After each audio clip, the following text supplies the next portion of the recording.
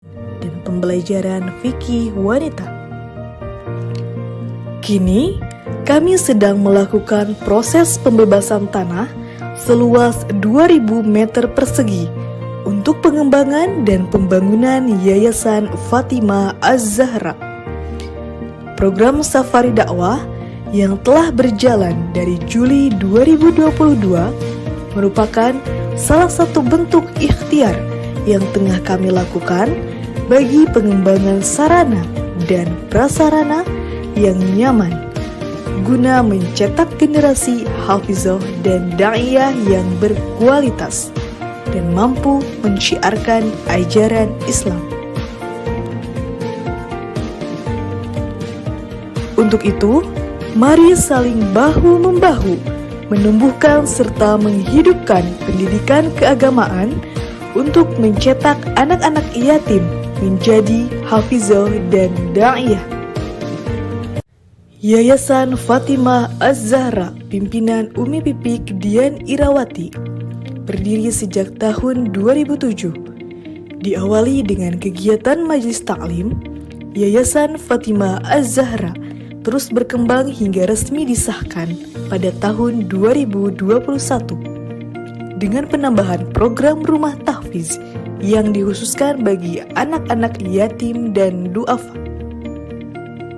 Bismillahirrahmanirrahim. Assalamualaikum warahmatullahi wabarakatuh. Saya Umi Pipik Dian Irawati selaku pemimpin ketua Yayasan Fatimah Az-Zahra, dan kali ini saya akan menjelaskan misi dan visi dari Yayasan Rumah Tahfiz Fatimah Az-Zahra ini.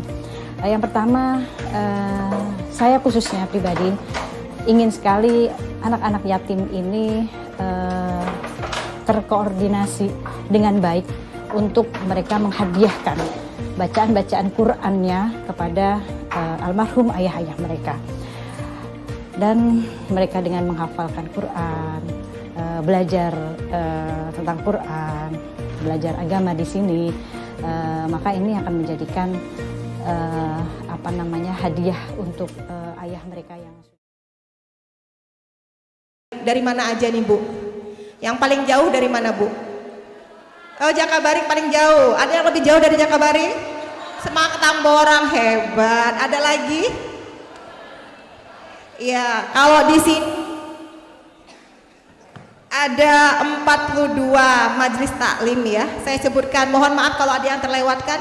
Ada dari majelis taklim Bang Raya, ada dari majelis taklim EECM, ada dari majelis taklim Hidayatullah, ada dari majelis taklim Al-Hidayah, kemudian majelis taklim Darul Hijrah, majelis taklim Al-Falah, majelis taklim Nurul Khair, majelis taklim Al-Muhajirin, ada majelis taklim TUW, kemudian dari BKTM Kota, ada dari IIMA, ada dari RRI, ada dari yang tadi Jakabaring KD2, ada dari Akiril, ada dari Masjid Taklim As-Soleha, kemudian Istiqomah, Masjid Taklim Al-Istiqomah, kemudian dari Geria Mitra, Al-Hidayah, Al-Kausar, kemudian Al-Kafi, ada dari Babu Salam, kemudian Al-Husin, kemudian juga ada Majelis Taklim Al-Hijrah Pak Jo, Baitul At-Taqwa, Al-Mu'iz, Al-Faktul Akbar, kemudian dari Gandus juga ada Ar-Rozak, Al-Halim, Nurul Huda, kemudian Cawisan Anissa, Majelis Taklim Darul Rahmah, dan Majelis Taklim Nur Hidayah. Mohon maaf, ada lagi yang majelis taklim yang tidak saya sebutkan? Saja, alhamdulillah, puji syukur kehadiran Allah Subhanahu wa taala atas segala limpahan rahmat, hidayah dan barokah ya, sehingga kita bisa berkumpul di sini dalam keadaan sehat walafiat dalam rangka untuk mendengarkan nanti tausiah dari Umi Pipik yang sama-sama kita nantikan. Insya Allah beliau sedang lagi dalam perjalanan.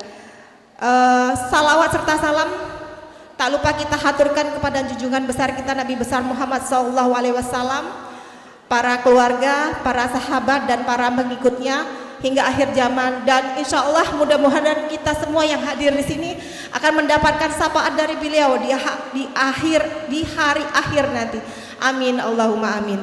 Baiklah ibu-ibu, tadi udah dibuka dengan sholawatan, kemudian dipimpin oleh baca Yasin, kemudian tidak lengkap rasanya kalau tidak kita dengarkan kata sambutan dari yang punya rumah.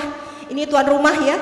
Untuk itu saya mohon kesediaan dari Bapak Profesor Dr. Najib Asnawi sebagai Ketua Takmir Masjid.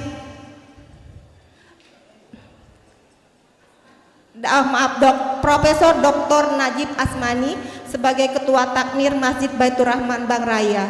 Kepada Bapak, waktu dan tempat kami persilakan.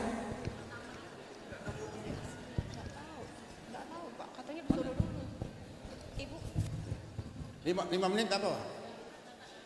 Kalau saya nggak perlu sambutan lagi. Halo. Apa Pak? Saya ini kurang senang sambutan. Assalamualaikum warahmatullahi wabarakatuh.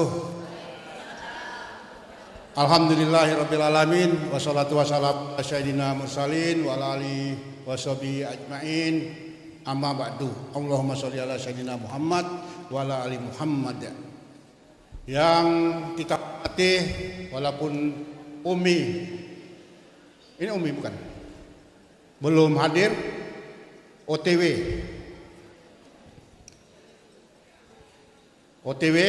tapi timnya Ibu Neneng ya, Bu Diap ya, Ibu Umi, Pipi, welcome, selamat datang, tafadhol Bu Umi, tafadhol. Sini, ya langsung samping ya.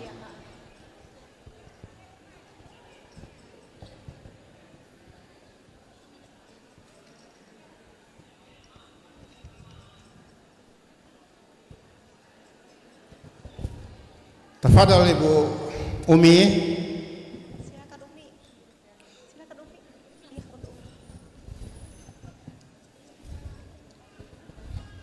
Ibu duduk kembali, Bu. Assalamualaikum warahmatullahi wabarakatuh.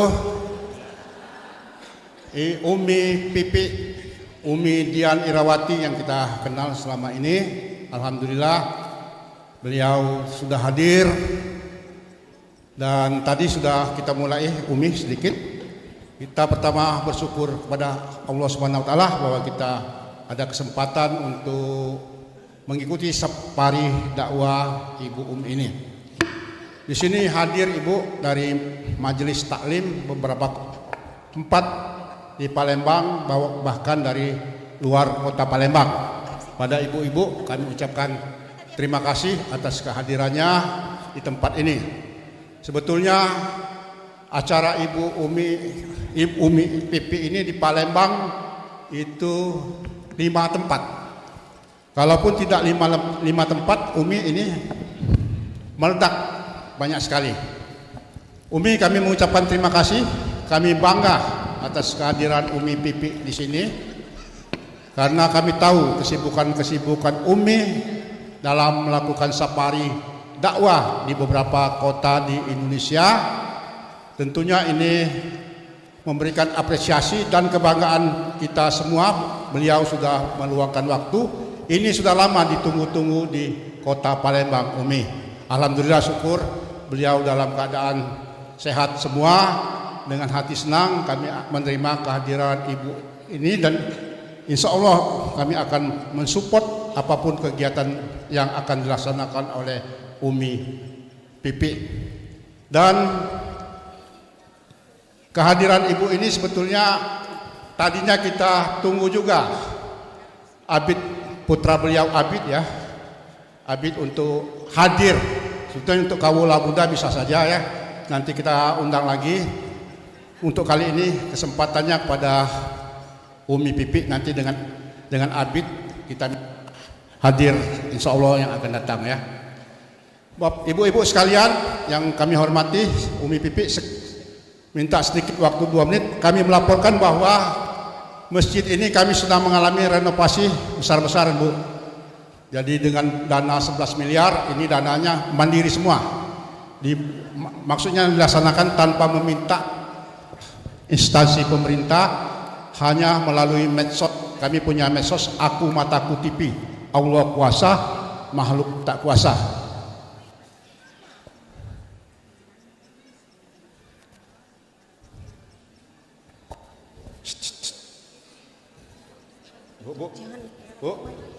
Bu.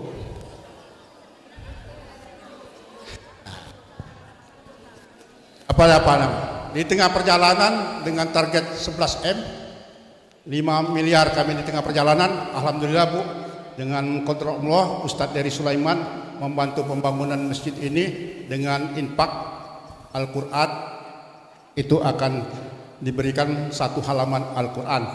Alhamdulillah semuanya berhasil, dan beliau sedang berada di Jakarta dalam satu kesempatan. Jadi ini insya Allah terus berlanjut pembangunan ini Umi. Mudah-mudahan semua ini dengan pertolongan Allah Subhanahu maupun kegiatan Umi akan berhasil dengan baik. Mari kita ikuti apa-apa yang telah disampaikan, nanti akan disampaikan oleh Ibu Umi. Semoga ini akan menjadi berkah kita. Tapi terakhir saya akan memberikan yel-yel. Saya bilang Umi 3 kali, jawab ajib, ajib, ajib. Kenapa ajib? Karena nama saya Najib. Ibu Umi tadi saya sebenarnya tidak mau ikut di sini, katanya khusus untuk ibu. Tadi boleh izin, tapi kami pakai hijab. Kalau pakai hijab nanti salah kira ya. Baik, kita akhiri pertemuan ini. Semoga Allah memberikan keberkahan kita untuk kita semua. Kita sebut nanti yel Umi jawab ajib, ajib, ajib. Ya, Umi Upi, Umi Upi, Umi Pipi, Umi Pipi, Umi Pipi, ajib, ajib, ajib. Assalamualaikum warahmatullahi wabarakatuh. Waalaikumsalam warahmatullahi wabarakatuh. Terima kasih Bapak Profesor Dr. Najib Asmani. Baiklah ibu-ibu yang udah dari pagi tadi datang, yang udah semangat banget untuk mendengarkan tausiah dari Umi. Ini alhamdulillah beliau sudah hadir di tengah-tengah kita. Subhanallah, saya sendiri gak nyangka bisa bertemu, bersanding dulu dikit. Terima kasih banyak Umi atas kehadirannya. Silakan kami berikan waktu seluang-luangnya, seluas-luasnya untuk Umi memberikan tausiah. Silakan Umi.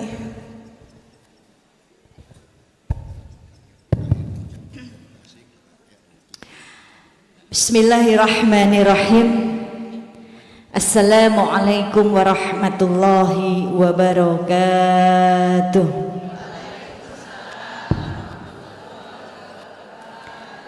Bismillahi masyaallah, la yasukul khair ilallah. Bismillahi masyaallah, la yasrifu su' ilallah. Bismillahi masyaallah, ma kana min ni'mati fa minallah. Bismillahi masyaallah, la haula wa la quwwata illa billahil aliyyil azim. Subhanallahi adada ma khalaqa fis sama, subhanallahi adada ma khalaqa fil ard, subhanallahi adada ma baina dzalik, subhanallahi adada ma huwa khaliq. Alhamdulillahi adada ma khalaqa fis sama, alhamdulillahi adada ma khalaqa fil ard, alhamdulillahi adada ma baina dzalik, alhamdulillahi adada ma huwa khaliq. Allahu akbar adada ma khalaqa fis sama, Allahu akbar adada ma khalaqa fil ard, Allahu akbar adada ma baina dzalik, Allahu akbar adada ma huwa khaliq. La ilaha illallah adada ma khalaqa fis sama, la ilaha illallah adada ma khalaqa fil ard, la ilaha illallah adada ma baina dzalik, la ilaha illallah adada ma huwa khaliq. La haula wa la quwwata illa billahil aliyyil azim adada ma khalaqa fis sama, la haula wa la quwwata illa billahil aliyyil azim adada ma khalaqa fil ardi, la haula wa la quwwata illa billahil aliyyil azim adada ma baina dzalik, la haula wa la quwwata إلا بالله العلي العظيم عدد ما هو خالق. الحمد لله الحمد لله رب العالمين وبه نستعين على أمور الدنيا والدين والصلاة والسلام على أشرف الأنبياء والمرسلين سيدنا ومولانا محمد وعلى آله وصحبه أجمعين. ربي اشرح لي صدري ويسر لي أمري واحلل عقدة من لساني yafqahu qawli. Amma ba'du. Alhamdulillah, nikmat dari Allah, saya bisa bertemu dengan ibu-ibu yang salehah semuanya di sini. Saya bisa berjumpa dengan bidadari-bidadari bumi. Mau jadi bidadari surga enggak?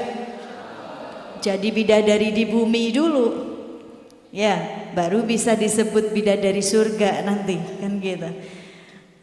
Ini Masya Allah, Alhamdulillah, Allah masih berikan kita nikmat iman yang harus selalu kita syukuri dan kita rawat.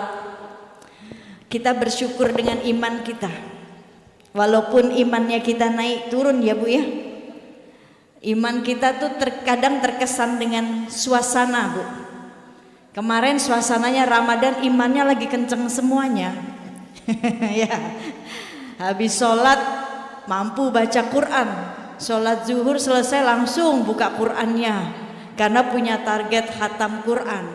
Ya, dalam 1 bulan punya target harus khatam Quran, berlomba-lomba. Kenceng banget imannya, karena tahu bulan Ramadan Allah kasih pahala sebanyak-banyaknya.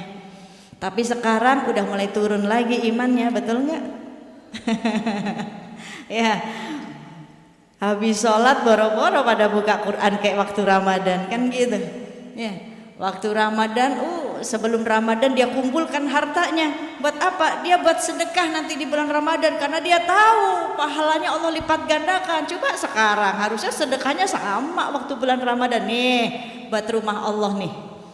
Ya, ini nyata nih Bu, kita lihat kan gitu. Ini kalau semakin indah rumah Allahnya, semakin nikmat kita nuntut ilmunya, kan gitu. Ini semakin nyaman kita. Nah ini, jadi iman kita ini naik turun.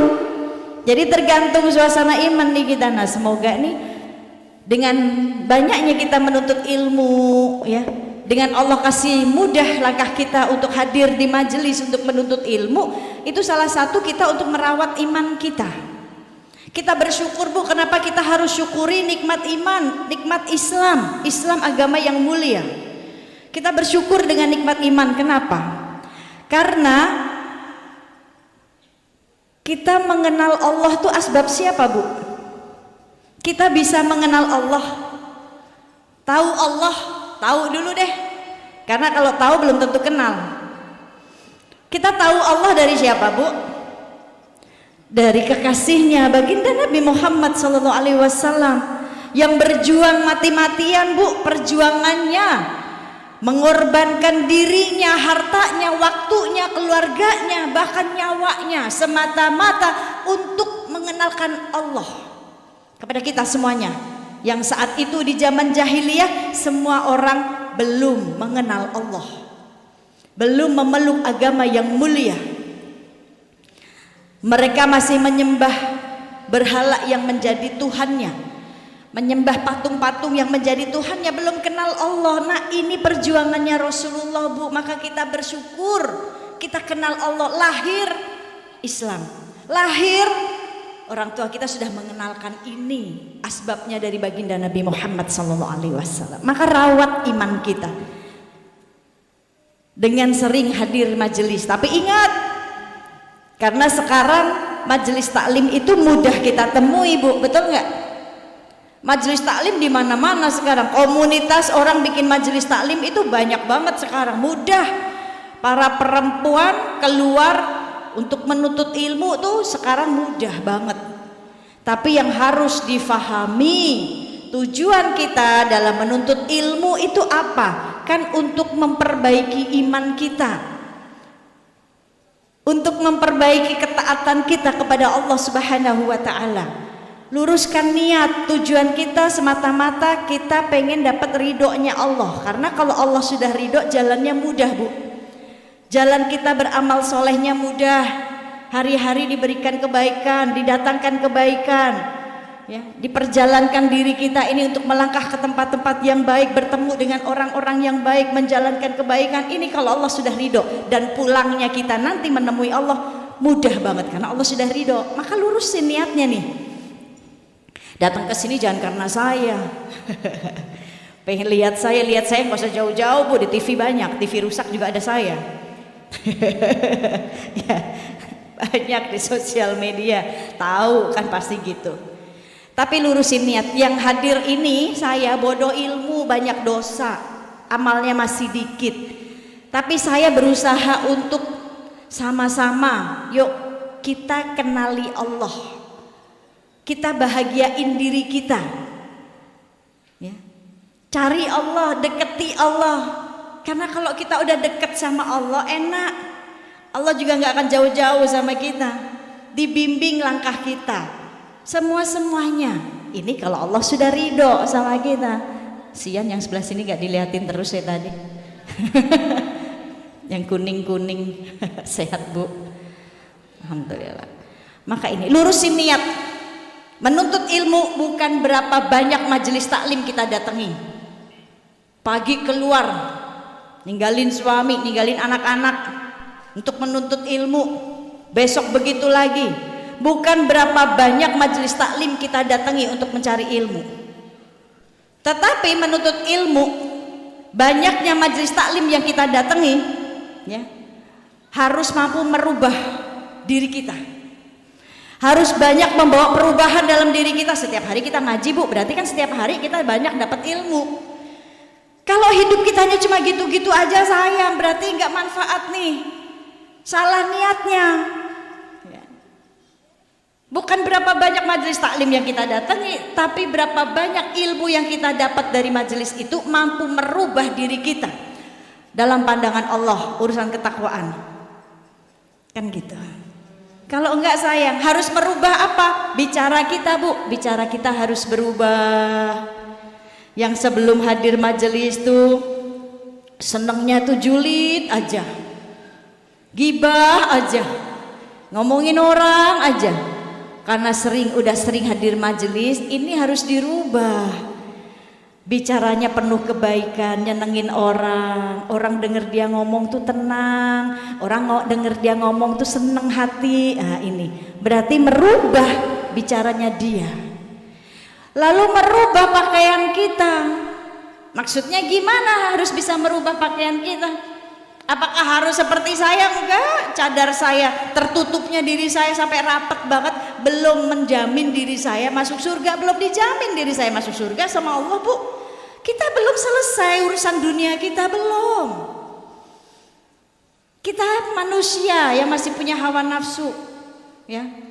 Hari ini taat, besok maksiat, ini manusia. Jadi belum selesai urusan dunia kita.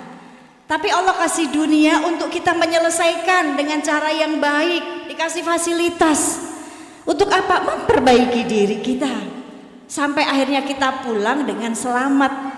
Dikasihlah peraturan-peraturannya sama Allah. Bukan Allah lagi nyiksa kita, enggak. Saking cintanya Allah sama kita, dikasih aturan-aturannya. Di Al-Quran sudah dituliskan semuanya. Sama kayak ibu, ya, naik mobil di jalan, kalau enggak mematuhi peraturan lalu lintas, asal aja pasti enggak akan selamat, betul enggak? Mau kemana tujuannya? Kalau aturan-aturannya ditaati selama di perjalanan pasti selamat. Ini lampu merah jalan aja, dari kanan nggak selamat, jeder, gitu. Di dunia aja ada aturan-aturannya nih. Nah, bagaimana kita mau ke akhirat? Aturannya harus ditaati juga, kan gitu. Ini, jadi harus mampu merubah pakaian yang kita pakai, khususnya wanita yang sumbernya fitnah. Saat kita ngaji, ya ngaji, jangan sampai kita ngaji tapi salah niat, hanya pengen terlihat wah oleh teman kita, semua dipakai. Akhirnya tabarut, bukan menjadikan pakaian takwa. Nah ini, luruskan niatnya. Ya, semoga dengan tidak lain kumpulnya kita di sini, keluar dari sini Allah kasih hidayah kita semuanya. Allah ridho sama kita semuanya. Sholawat dan salam untuk manusia mulia, kekasih Allah yang berjuang mati-matian, yang cintanya luar biasa untuk umatnya, yang hidupnya dihabiskan untuk umatnya, yang cintanya untuk umatnya, yang selalu memuliakan orang lain tanpa untuk beliau dimuliakan. Beliau banyak mengajarkan hal yang luar biasa, terutama akhlak. Beliau yang mati-matian nyelamatin kita nanti Bu, di mahsyar, di sirat, di mizan. Beliau, ya, sholawat dan salam teruntuk manusia mulia, baginda Nabi besar Muhammad sallallahu alaihi wasallam. Ini beliau ngajarin kita Bu, urusan memuliakan orang lain. Kadang banyak di antara manusia saat dia memuliakan orang lain, dia minta dibalas dimuliain. Urusan menolong orang lain dia minta muliain dong, kan gitu, hormati dong. Ini tapi lihat, kita diajarkan oleh sosok yang mulia ini, ya. Bagaimana beliau di saat orang-orang yang membenci beliau, di saat orang-orang yang memusuhi beliau, mengancam beliau, mengusir beliau, melempari batu beliau, beliau tetap bersama dengan mereka. Beliau tetap membersamai mereka Bu. Beliau nggak benci. Di saat beliau dakwah di kota Taif, diusir, dilemparin batu, ya, beliau nggak membalas perbuatan mereka. Bahkan malaikat-malaikat penjaga Jabal Taif, penjaga gunung Taif, malaikatnya mengatakan kepada Rasulullah, ya Rasulullah, jikalau engkau ingin aku membalas mereka, gunung-gunung Taif ini aku bisa hancurkan untuk mereka. Jikalau engkau mau ya Rasulullah, aku hancurkan gunung-gunung Taif ini untuk mereka. Maka Rasul katakan, jangan, jangan, biarkan mereka seperti ini. Aku hanya bisa berdoa kepada Allah, minta kepada Allah supaya Allah gak murka. Nanti suatu saat akan ada dari anak turunan mereka yang beriman. Ini kalau kita boro-boro ya Bu ya, dipelototin orang aja panas. Ya Bu ya, dia punya mata dia Bu, biarin aja kan gitu. Ada lagi, ada seorang nenek Yahudi, setiap hari Rasul lewati nenek tersebut diludahi. Rasulullah diludahi oleh nenek tersebut Bu. Ada di sini nenek-nenek. Banyak ya Bu. Nek mana nenek-nenek, ngacung dong nenek-nenek. Oh lo banyaknya janda pula nih.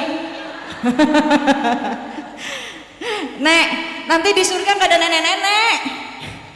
Mohon maaf ya, di surga nggak ada nenek-nenek. Ada seorang nenek-nenek ngedatengin Rasulullah, ya Rasulullah, saya kepengen ke surga bersamamu ya Rasulullah. Karena Rasulullah senang bercanda Bu. Rasul bilang begini, Nek, tapi di surga nggak ada nenek-nenek. Nangis si nenek itu Bu. Tapi ya Rasulullah, aku pengen ke surga bersama engkau ya Rasulullah. Iya Nek, tapi di surga nggak ada nenek-nenek. Makin nangis. Akhirnya Rasul bilang, Nek, nanti di surga nenek-nenek itu jadi gadis semuanya. Jadi cantik-cantik Bu, nggak ada nenek-nenek nanti. Ya, ibu jadi cantik, kayak Desi Ratnasari, kayak Syahrini. Ya, cantik semua, jadi gadis. Masya Allah. Kembali lagi, ada seorang nenek Yahudi, setiap Rasul lewat situ Rasul diludahi Bu. Setiap lewat lagi diludahi, lewat lagi diludahi. Suatu hari saat Rasul lewat, nenek ini nggak ada Bu. Rasul sedih Bu. Rasul sedih, kemana nih nenek? Biasa ngeludahi, hari ini lewat gak diludahi. Dicari tahu sama Rasulullah. didatangi rumah nenek tersebut, ternyata nenek itu lagi sakit dan gak ada yang nengokin, gak ada yang peduli. Begitu Rasul datang, si nenek tersebut kaget melihat Rasulullah. Ya Muhammad, kenapa engkau menjengukku sedangkan aku sering berbuat buruk kepadamu? Kenapa engkau nengok aku di saat gak ada satu orang pun yang menjengukku? Rasulullah cuma tersenyum, Bu, dan bilang, karena kamu belum mengenalku. Maka ada istilah pepatah, tak kenal maka tak kenali. Kalau ibu mengenali Allah, ibu akan sayang sama hamba Allah yang lainnya. Tapi kalau kita cuma tahu Allah, bagaimana kita bisa sayang? Kan gitu, hanya tahu, nggak kenal sifatnya Allah. Maka tadi Rasul katakan itu, karena kamu belum mengenalku, Nek. Hanya si nenek tersebut malu asbab kedatangannya Rasulullah yang nggak menyimpan benci. Nenek udah ketakutan, Bu. Waduh, jangan-jangan dia mau balas dendam nih si Muhammad nih. Enggak, Rasul bawain makanan, tersenyum. Yang menjadikan asbab akhirnya nenek tersebut memeluk agama Islam. Nih, akhlak. Kita nggak bisa kasih hidayah orang lain, Bu. Ya, kita nggak bisa kasih hidayah orang lain, tapi kita bisa menjadi asbab hidayah bagi mereka. Dengan apa? Akhlaknya kita, kesantunannya kita, perbuatan baik kita. Karena kadar kemuliaan seorang hamba yang diberikan oleh Allah itu atas perbuatan baiknya. Dilihat dari perbuatan baiknya, kadar kemuliaan seorang hamba yang diberikan oleh Allah itu dari perbuatan baiknya. Ada orang yang sholat tapi nggak selamat, banyak masuk neraka. Ada orang sholat tapi masuk neraka. Kan jelas. Yang memuliakan kita dari perbuatan baik kita. Tapi ingat, orang baik gak akan bilang-bilang kalau dirinya baik, Bu. Saya ini orang baik loh. Enggak. Ada yang gitu, Bu? Gak waras kayaknya. Ya, tak waras dia. Orang baik, dia hanya berbuat baik saja tanpa minta kebaikannya dibalas dengan kebaikan. Ini yang diajarkan Rasulullah. Saat kita memuliakan orang lain, nggak perlu minta dimuliakan, nggak perlu minta disanjung. Cukup penilaiannya Allah, Allah nanti akan memuliakan kita. Ini, insya. Maka apa yang akan kita berikan kepada manusia yang sudah memberikan segalanya untuk kita?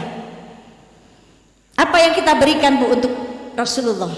Apa yang akan kita banggakan untuk Rasulullah? Rasulullah senang kalau kita sesama saudara kita ini rukun, mengasihi, menyayangi, menghormati, menghargai. Ini sudah membuat Rasul bangga dengan umatnya. Makanya saya selalu bilang, saya selalu doanya, ya Allah, sampaikan ya Allah rasa terima kasih saya kepada kekasihmu baginda Nabi Muhammad SAW, karena saya sudah diizinkan menjadi umatnya. Saya bangga menjadi umatnya. Walaupun kayaknya nggak pantas banget nih, belum bisa bikin senengnya Rasul. Bu, bikin bangga Rasul mudah, gampang. Bikin seneng Rasul mudah, Bu, nggak susah, nggak disuruh hafal 40 hadis arba'in, enggak. Yang mudah-mudah aja. Apa yang Rasul kerjakan, kerjain. Itu udah bikin seneng Rasul. Contoh yang simpel-simpel di dalam rumah, Bu, bantu dakwahnya Rasul. Bantu dakwahnya Rasul gak harus seperti ini, keliling dakwah, enggak. Cukup dengan di rumahnya kita sendiri, ajarin ke anak-anak kita, keluarga kita.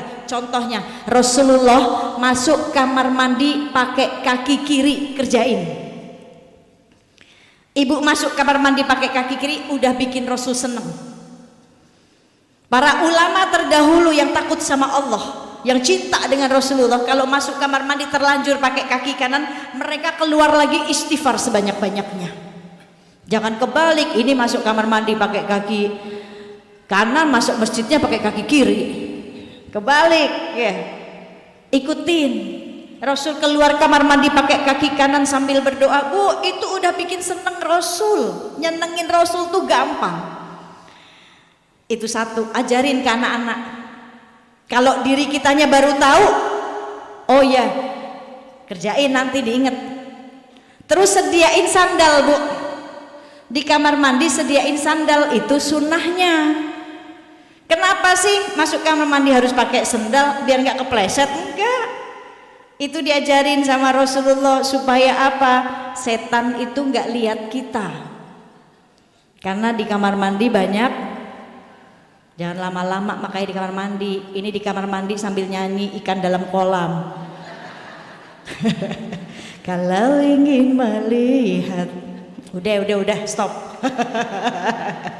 Ya, ini jangan lama-lama di kamar mandi apalagi sambil bawa handphone. Jangan, tempatnya setan kamar mandi. Rasul mengajarkan adab-adab di kamar mandi dikerjain. Saya punya satu kitab isinya hidup bersama Rasulullah 24 jam. Jadi Rasul apa ngerjain apa di situ semuanya ada. Sebenarnya kita kalau ngikutin caranya Rasulullah udah bahagia Bu, selamat. Udah diajarin, udah enak banget gitu. Ini. Kedua, Rasul makan dan minum pakai tangan kanan. Kerjain, ajarin ke anak-anak kita, karena masih banyak sekali saya lihat ibu-ibu pakai jilbab, minum kadang masih pakai tangan kiri. Betul apa betul? Makan stik masih pakai tangan kiri, sok gegayaan pakai makan stik tapi pakai tangan kiri. Habis disediainnya garpu umi tangan kirinya. Tangan kanannya pisau. Masa saya makan pakai pisau tangan kanan? Nggak gitu Bu. Kita makan stik. Ibu udah pernah makan stik belum? Tahu di stik di Palembang ada stik? Ada lah, masa pempek mulu. Orang Palembang itu kuat-kuat. Wanita kuat. Orang Palembang kapal selam aja dimakan. Gimana nggak kuat ya Bu ya? Kapal selam aja dimakan. Gimana nggak kuat orang Palembang? Masya Allah. Makan stik. Ibu kalau makan stik di restoran disediainnya tangan kanannya apa? Pisau. Tangan kirinya garpu. Makannya gimana? Kadang masih banyak orang makan aja. Tangan kanannya misoin, tangan kirinya terus makan. Salah Bu. Itu bukan makannya orang Islam. Jangan kegayaan kayak orang bule. Itu makannya setan begitu. Terus gimana Umi caranya? Potongin dulu tuh semua dagingnya. Udah taruh pisaunya, ambil pakai tangan kanan, garpunya, udah makan. Itu cara makan yang diajari Rasulullah. Sahabat kalau melihat ada orang makan pakai tangan kiri, langsung disenggol supaya makanan minumannya nggak langsung masuk ke mulutnya biar tumpah. Itu Bu, karena apa? Setan yang makan. Yang tadinya makanannya halal jadi nggak halal, kan gitu. Ajarin ke anak-anak, dakwahkan. Itu udah cara bantu dakwahnya Rasul Bu. Rasul udah seneng. Rasul makan dan minum sambil duduk. Kadang kita ngelihat ada ibu-ibu pakai jilbab makan atau minum sambil berdiri, sambil jalan. Auzubillah min dzalik. Nah, ini kerjain. Ini udah cara bantu dakwahnya Nabi. Kapan kita mau nyenengin Nabi? Nabi aja setiap hari mikirin kita Bu, sampai laparnya Nabi tuh, laparnya umatnya itu Nabi mikirin Bu. Nabi mikirin, makanya Nabi tuh nggak suka kalau ngelihat orang minta-minta di jalanan. Umat Islam nggak boleh minta-minta. Umat Islam harus kaya. Ini suatu hari Rasul pernah Bu tidak makan. Sewaktu Rasul sholat, mengimani jadi imam sholat di safnya para sahabat. Di saat sholat, sahabat mendengar suara gesekan. Sampai selesai sholat, sahabat bertanya, ya Rasulullah, apakah engkau sakit ya Rasulullah? Engkau tampak pucat dan aku mendengar seperti suara tulang bergesek di tubuhmu ya Rasulullah. Enggak, aku baik-baik aja, kata Rasulullah. Sahabat bertanya lagi sampai akhirnya Rasul ngaku. Rasul buka Bu, bajunya dibuka oleh Rasul dan ternyata ada batu yang diikat di perutnya Rasulullah, ada 3 batu. Sahabat kaget, ya Rasulullah, untuk apa kau lakukan ini ya Rasulullah? Sudah 3 hari aku tidak makan, tidak ada makanan di rumahku. Nangis sahabat Bu, kekasih Allah loh Bu. Ya Rasulullah, kenapa engkau gak bilang kepadaku ya Rasulullah, apa yang aku punya aku berikan semuanya kepadamu ya Rasul? Enggak, aku malu sama Allah. Aku malu sama Allah jika aku harus meminta. Dengan caraku begini aku bisa merasakan bagaimana umatku saat tidak makan. Tuh. Sampai laparnya umatnya saja Rasul perhatikan. Bahkan nanti di yaumil mahsyar, Bu. Di yaumil mahsyar kita nih nanti dikumpulkan di yaumil mahsyar, baik laki-laki baik perempuan semua kumpul di yaumil mahsyar dalam keadaan telanjang, gak kayak gini. Dalam keadaan telanjang satu sama lain. Dan nanti di yaumil mahsyar semuanya nafsi-nafsi. Seorang suami di yaumil mahsyar lari dari istrinya. Kenapa lari? Takut dituntut oleh istrinya, takut dituntut oleh Allah. Nafsi-nafsi seorang suami dalam keadaan telanjang dia lari di hadapan istrinya, lari, gak peduli dengan istrinya, gak mikirin istrinya di yaumil mahsyar. Seorang istri sama lari dari suaminya dalam keadaan telanjang, dia lari, dia takut. Semuanya nafsi-nafsi, istri nafsi-nafsi, suami sendiri-sendiri. Seorang anak sama lari dari kedua orang tuanya, takut dituntut. Orang tuanya pun sama lari. Semuanya nafsi-nafsi. Semua nabi nafsi-nafsi. Bahkan Nabi Musa mengatakan kepada Allah, ya Allah, ya Rabbi, nafsi-nafsi. Aku datang sendiri ya Rabb. Umatku itu hambamu, aku serahkan umatku kepada engkau ya Rabb. Itu Nabi Musa yang membuat Rasulullah menangis sedih. Rasul sujud di hadapan Allah menangis senangis-nangisnya, belum mau bangun dari sujudnya sebelum Allah mengabulkan permohonannya. Malaikat meminta Rasulullah bangun dari sujudnya, hingga malaikat bertanya, ya Rasulullah bangun, apa yang membuatmu menangis sujud selama ini? Di saat semuanya nafsi-nafsi, Bu, serba ketakutan sendiri-sendiri, Rasul memohon, ya Allah selamatkan umatku ya Allah. Kalau aku mendengar Nabi Musa menyerahkan umatnya kepadamu, aku memohon selamatkan umatku ya Rabb. Tolong umatku. Mereka kepanasan, mereka ketakutan, mereka kehausan. Ini, Bu, yang dilakukan Rasulullah. Bahkan beliau tidak mau ada satu umatnya nih yang masih tertinggal di neraka.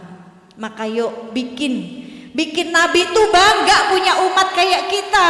Nabi aja bilang, Bu, sama sahabat, ya sahabatku, kalian tahukah siapa orang yang mulia itu? Siapa manusia yang mulia itu? Sahabat menjawab, bukannya engkau ya Rasulullah. Rasul menggelengkan kepalanya sambil menahan air matanya. Kalian tahu siapa manusia yang mulia itu?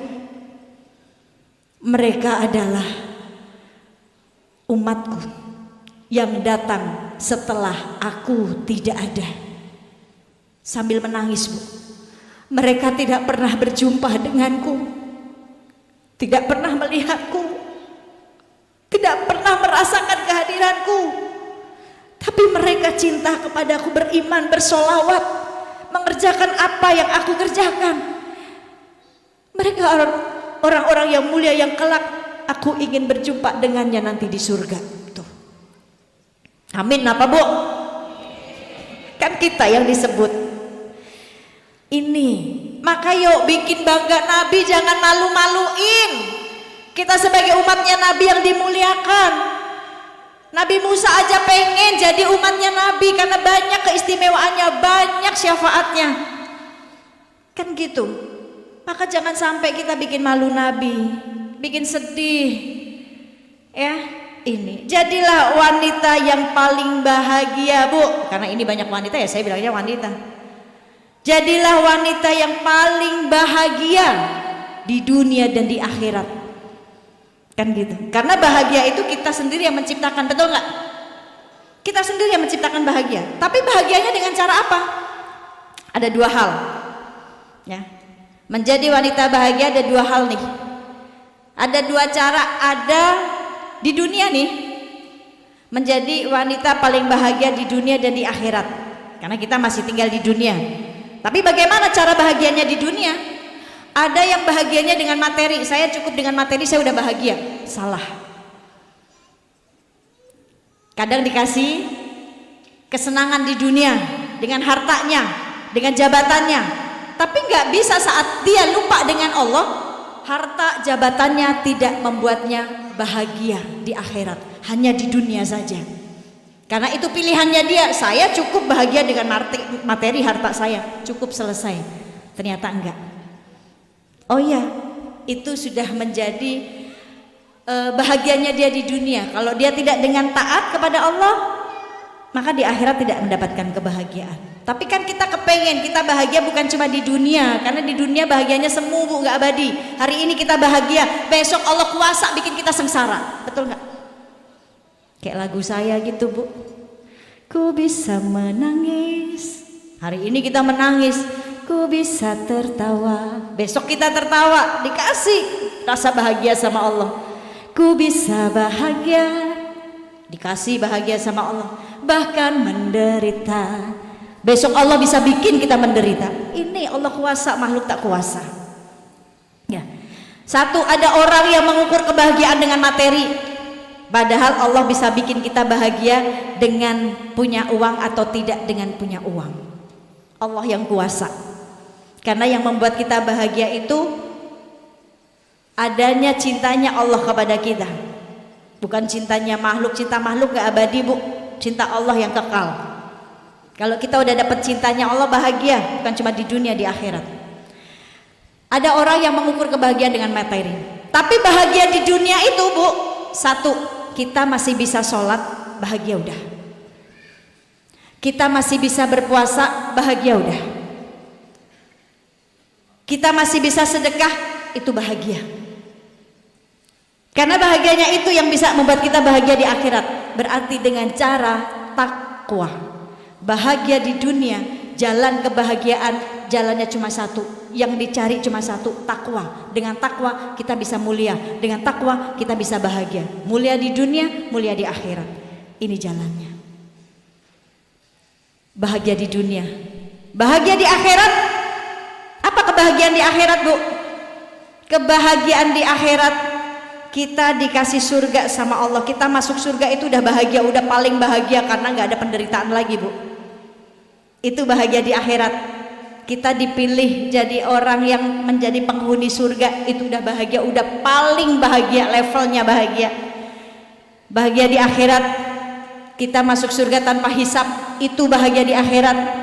Bahagia di akhirat, kita berjumpa dengan Allah, itu bahagia. Kita berjumpa dengan Rasulullah, itu bahagia. Kita kumpul dengan saudara-saudara kita di surga dan keluarga kita, itu udah paling bahagia. Di surga udah segalanya ada Bu, udah gak ada penderitaan lagi. Penderitaan itu adanya di dunia karena saking cintanya Allah Bu. Kalau dunia itu berarti di sisi Allah, maka yang mendapatkan surga di dunia bukan orang kafir, tapi orang muslim kita. Orang kafir hanya mendapatkan apa yang didapat di dunia saja, bahagianya cuma di dunia. Tapi di akhirat sengsara. Surganya ada di dunia saja, tapi kita dunia ini penjaranya orang muslim, mukmin. Dunia penjara bagi kita. Kita susah payah di dunia, tempatnya. Buat apa? Untuk apa? Ya untuk bahagia di akhirat. Allah kasih ujian demi ujian di dunia. Ujian itu untuk menaikkan level iman kita, untuk mengangkat derajat kita. Allah kasih ujian dulu. Masa kita nggak mau? Kok saya diuji ya Allah? Kata Allah, kenapa enggak? Kamu beriman enggak? Kalau kamu beriman, ngaku beriman, ya harus mau diuji kan gitu. Bersusah payah di dunia dengan ujiannya supaya kita bahagia nanti di akhirat. Jadi bahagia dunia dan akhirat. Di dunia tadi bahagianya kita bisa sholat, itu udah bahagia. Ada orang dikasih sehat gak mau sholat, ada nggak? Banyak nggak? Ada orang dikasih umurnya dipakai buat maksiat, banyak. Tapi saat kita dikasih sehat, kita masih bisa ibadah. Ini yang sudah membuat kita bahagia. Karena bahagia kita yang menentukan. Dengan jalan takwa, baik laki-laki, baik perempuan, itu sudah dijanjikan oleh Allah. Ibu boleh buka di surat Al-Ahzab. Di surat Al-Ahzab Allah menjanjikan untuk laki-laki, untuk perempuan di surat Al-Ahzab ayat 35.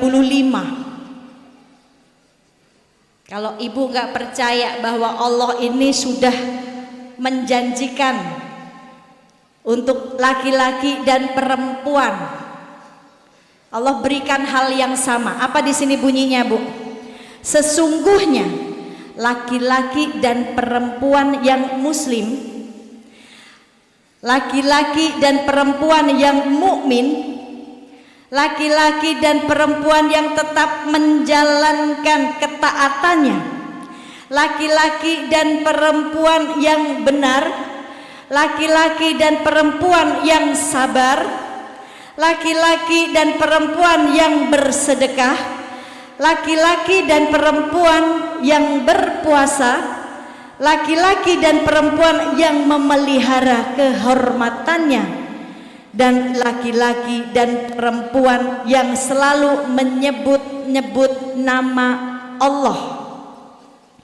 Maka Allah telah menyediakan mereka ampunan dan pahala yang besar di sisi Allah.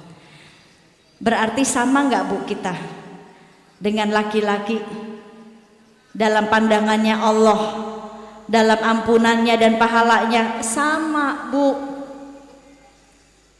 Ini kebahagiaan buat kita di dunia. Dengan apa tadi? Ibadah, sedekah, dengan takwa. Allah akan berikan ampunan dan pahala yang besar di sisi Allah. Ibu-ibu yang dimuliakan Allah, lalu bagaimana sih, Bu, cara kita mendapatkan kebahagiaan itu? Bahagia itu kita yang nentuin. Kita pengen bahagia. Tadi ibu-ibu pengen jadi bidadari surga. Bidadari surga itu orang-orang yang takwa di dunia, yang dia jadikan dirinya itu bidadari-bidadari bumi. Bu, Rasulullah Shallallahu Alaihi Wasallam memberikan perumpamaan bahwa wanita dunia, bidadari bumi itu jauh lebih baik dari bidadari surga. Wanita dunia kita, wanita dunia jauh lebih baik dari bidadari surga. Kenapa bisa seperti itu? Ummu Salamah pernah bertanya kepada Rasulullah, ya Rasulullah Sallallahu Alaihi Wasallam, apakah benar wanita dunia itu jauh lebih baik dari bidadari surga ya Rasulullah? Rasul menjawab, iya benar, wanita dunia itu jauh lebih baik dari bidadari surga. Lalu Ummu Salamah bertanya lagi, kenapa bisa seperti itu ya Rasulullah? Bidadari surga cantik, bidadari surga abadi, kekal. Kenapa bisa wanita dunia jauh lebih baik dari bidadari surga? Lalu Rasulullah memberikan perumpamaan, Bu. Perumpamaan wanita dunia dan bidadari surga itu seperti pakaian luar dan pakaian dalam. Pakaian luarnya itu adalah wanita dunia, dan pakaian dalamnya itulah bidadari surga. Bagaimana bisa seperti itu ya Rasulullah? Pakaian luar pasti jauh lebih baik dari pakaian dalam. Coba ibu pakai pakaian dalamnya sobek juga nggak kelihatan, bener nggak? Tapi pakai pakaian luarnya pasti cakep-cakep nih, ya kan? Pakaian dalamnya, rok dalamnya mau sobek juga nggak kelihatan, di dalam dipakainya. Pakaian luarnya tampak cantik, tampak cakep, bagus. Nah ini perumpamaannya, wanita dunia yang menjadi pakaian luarnya, bidadari surga menjadi pakaian dalamnya. Karena nanti kecantikannya wanita dunia itu terpancar dari wajahnya, Bu, kata Rasulullah.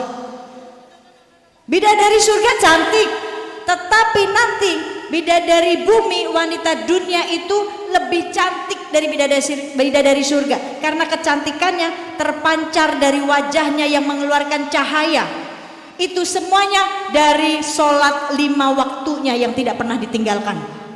Yang pertama. Yang kedua, dari menjaga wudhunya. Bu, menjaga wudhu itu ibadah. Jadi kalau ibu tadi pagi jaga wudhu mau pergi ke sini, biasanya kan sholat duha dulu nih. Habis sholat duha berangkat dari sini, suaminya udah ridho, ya udah sana pergi. Ibu dalam keadaan jaga wudhu sampai menjelang zuhur, ibu masih wudhu, masih ada wudhunya. Saat itu ibu selama pagi sampai siang ibu dalam ibadah kepada Allah. Tercatat ibadah kepada Allah. Maka jaga wudhu, belajar kita menjaga wudhu, ya. Saya pakai begini bukan berarti sok suci, enggak Bu, ngejaga wudhu saya supaya kalau bersalaman misalkan ada laki-laki yang kesentuh, saya nggak batal karena hanya kesentuh kainnya saja, bukan kulit saya, kan gitu, ya. Lalu kata Rasulullah, yang menjaga wudhunya, wanita dunia yang menjaga wudhunya, yang sholat 5 waktu tidak ditinggalkan, wanita dunia yang sedekah, wanita dunia yang taat kepada suaminya, menjaga kehormatan suaminya, ini nanti wanita dunia ini lebih cantik dari bidadari surga karena wajahnya terpancar cahaya. Kata Rasulullah ya Bu, bukan kata saya. Ini bukan wanita dunia yang sembarangan Bu yang dicemburui bidadari surga, bahkan bidadari surga cemburu nanti dengan wanita dunia kata Rasulullah. Tapi wanita dunia yang menjaga itu tadi yang disebutkan oleh Rasulullah Bu. Jaga wudhu bisa, sholat 5 waktu bisa. Yang susah apa Bu? Yang susah apa kira-kira? Ngaku pinter, taat kepada suami. Ini nih ya, padahal masuk surga buat wanita gampang kata Allah, mudah masuk surga buat wanita. Sholat 5 waktu jangan ditinggalkan, puasa wajib bulan Ramadan kerjakan, menjaga kehormatan, jangan jauhi zina, ya, jaga kehormatan kita, jauhi zina, jaga rasa malu kita, ya. Yang keempat, taat kepada suami. Oh, 3 ini gampang. Yang keempat nih susah-susah gampang ya Bu ya. Urusan ngaji aja nih Bu, ingat perhatiin, urusan ibu-ibu mau datang ngaji, pagi-pagi suaminya nggak berangkat kerja nih, suaminya lagi pengen di rumah, pengen manja ceritanya sama ibu-ibu. Tiba-tiba ibu dapat undangan di masjid apa ini, Baitur Rahman Palembang nih, mau kedatangan Umi Pipik, nama saya dibawa-bawa buat dapat izin. Pah, pagi ini Mamah boleh ngaji nggak Pah? Ada Umi Pipik, tahu Pah? Nama saya dipakai Bu. Kata suaminya, Mah, Papa lagi nggak enak badan nih, udah di rumah aja ya. Papa mah, udah nih obatnya nih, obat minum. Apa istirahat deh, kan gitu. Setiap hari sama Papa mah ketemu, sama Umi Pipik saya nggak pernah ketemu, lihatnya di TV doang. Nama saya lagi dibawa-bawa buat dapat izin. Suaminya udah mulai kesel Bu, mukanya udah mulai berubah nih. Terus kata suaminya saking keselnya, terserah ya Bu ya, ngeluarin kalimat terserah. Ibunya kepedean, dianggap kalimat terserah itu dibolehin. Berangkat dandan, pakai minyak wangi banyak, naik angkot. Ada angkot di sini? Satu angkot kecium semua parfumnya. Bu, lagi zina berjamaah.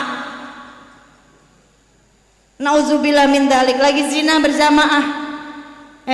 Padahal mau ngaji ceritanya, tapi karena pakai parfumnya nyengat banget, satu angkot kecium semuanya. Bahkan turun dari angkot meninggalkan jejak parfum maksudnya. Si angkotnya sampai pulang, duh parfum si ibu itu enak banget deh. Sampai pulang terngiang-ngiang, dosa zina berjamaah. Hati-hati ya. Maka nyampe di sini Bu, duduk nih depan saya sekarang, tapi di rumah suaminya kesel, istrinya pergi, muka suaminya berubah. Apakah suami lagi ridho? Enggak. Ibu dapat pahala di sini? Enggak. Enggak dapat apa-apa, mohon maaf lahir batin. Padahal bagus niatnya ngaji. Ini ketaatan, hal yang kecil saja padahal baik. Datang majelis ilmu, tapi kalau suaminya enggak ridho, enggak dapat apa-apa Bu, Allah juga enggak ridho. Ini penting. Ya udah aja, udah tungguin suaminya, ibu pahalanya ada di sana, surganya ada di sana. Karena Allah ridho. Ya udah deh Pak, nggak apa-apa, saya sama papa aja. Nanti saya nanya aja deh sama temen tadi yang disampaikan apa. Kan gitu. Itu istri yang saleha, itu bidadari bumi yang taat. Yang bikin bidadari ini cemburu, ya, karena istrinya taat. Ini Bu. Ya, insya Allah nih di sini istri-istri yang taat semuanya, yang nggak pernah melototin suaminya kalau lagi tidur. Iyalah lagi tidur masa melotot, Umi? Lagi tidur kan terpejam. Bu, wanita-wanita yang taat sama suaminya, yang menjalankan ketakwaannya kepada Allah, wanita-wanita yang taat kepada suaminya, yang menjalankan perintahnya Allah, menjaga kehormatannya, di dunia dia takwa, di dunia dia cari kebahagiaannya dengan bertakwa kepada Allah, maka dialah ratu-ratunya bidadari surga. Ratu bidadari surga. Karena jalan kebahagiaan buat seorang perempuan itu takwa. Ya, Ibu boleh dibuka nih di surat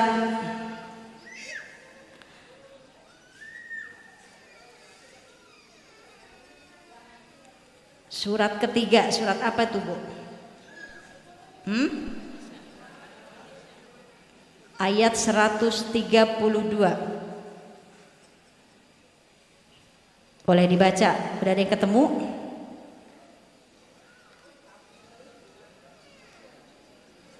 Dan akibat yang baik itu adalah bagi orang yang bertakwa.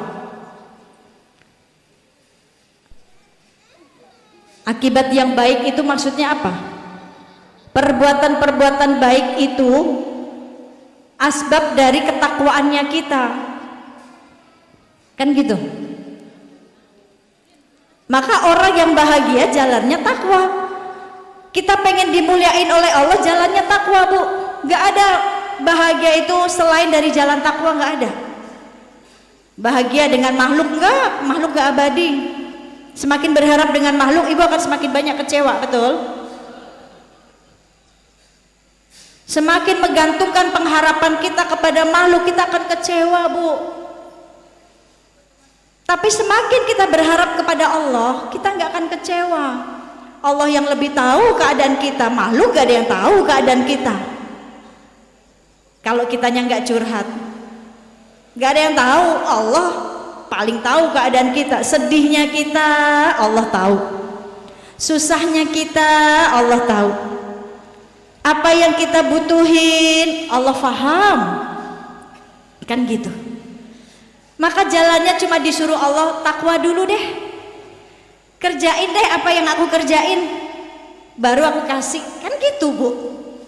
Anak kita mau minta sesuatu, kalau puasa kita suruh puasa walaupun dia belum akil balik, tapi kita ajarkan dia berpuasa. Dek, kalau adek nih puasanya sampai full nih, nanti bunda kasih hadiah. Kan gitu Bu. Kita kasih reward buat anak-anak kita. Anak kita prestasi, orang tuanya punya rezeki, dia kasih hadiah. Kan gitu. Allah pun sama.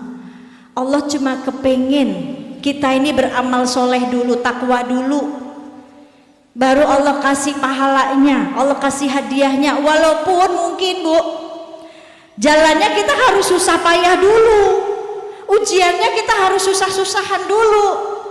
Tapi kalau dengan dikasihnya kita ujian, kita bersusah payah, untuk mendapatkan kebahagiaan yang sempurna. Bahagia yang sempurna ini Allah kasih hadiah pahala keridoannya, itu bahagia yang paling sempurna, Bu. Menurut saya ya, bagi saya.